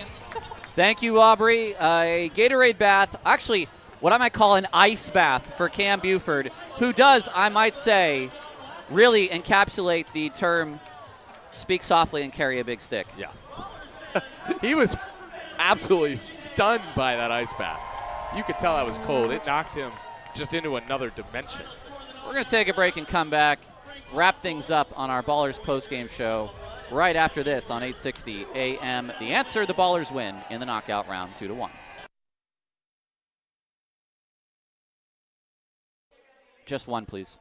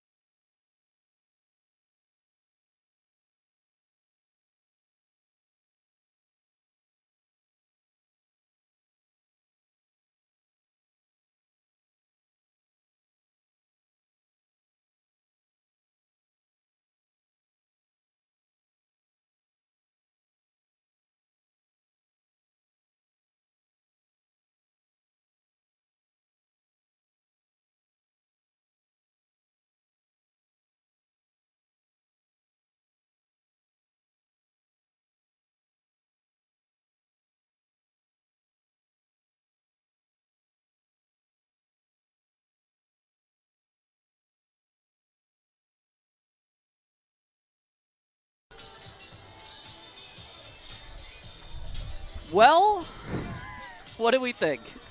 Tyler Peterson and Nevada Collin. It's not the way we wanted the game to end. And it feels almost sort of like a blood money win or something. I don't know what it is. Butts does not get his 10th win. Sullivan does not get his 20th save. The Ballers do, however, win. The final totals on the night, 2 runs, 7 hits, 2 errors for the visiting Great Falls Voyagers. The Ballers only with 2 runs, 4 hits, and 1 error. Their 4 games this week, or 5 games so far, 2 runs scored, 3 runs scored, 7 runs scored, 5 runs scored, and 2 runs scored. Saving the runs for the playoffs. I sure hope so. Let's put it that way. They had 1 error. No winning pitcher, no losing pitcher, no save. The knockout round goes 2-1, Cam Buford over Frank Podkul. Time of the game through all of that was still only 2 hours and 40 minutes in front of 3,339 fans. I like that. 333 is 9. Anyway. Nice. Cam Buford brought the big bat for the home run in the 7th inning with the run. They also brought the big bat in the knockout round to knock in 2. Got a nice bat after the game.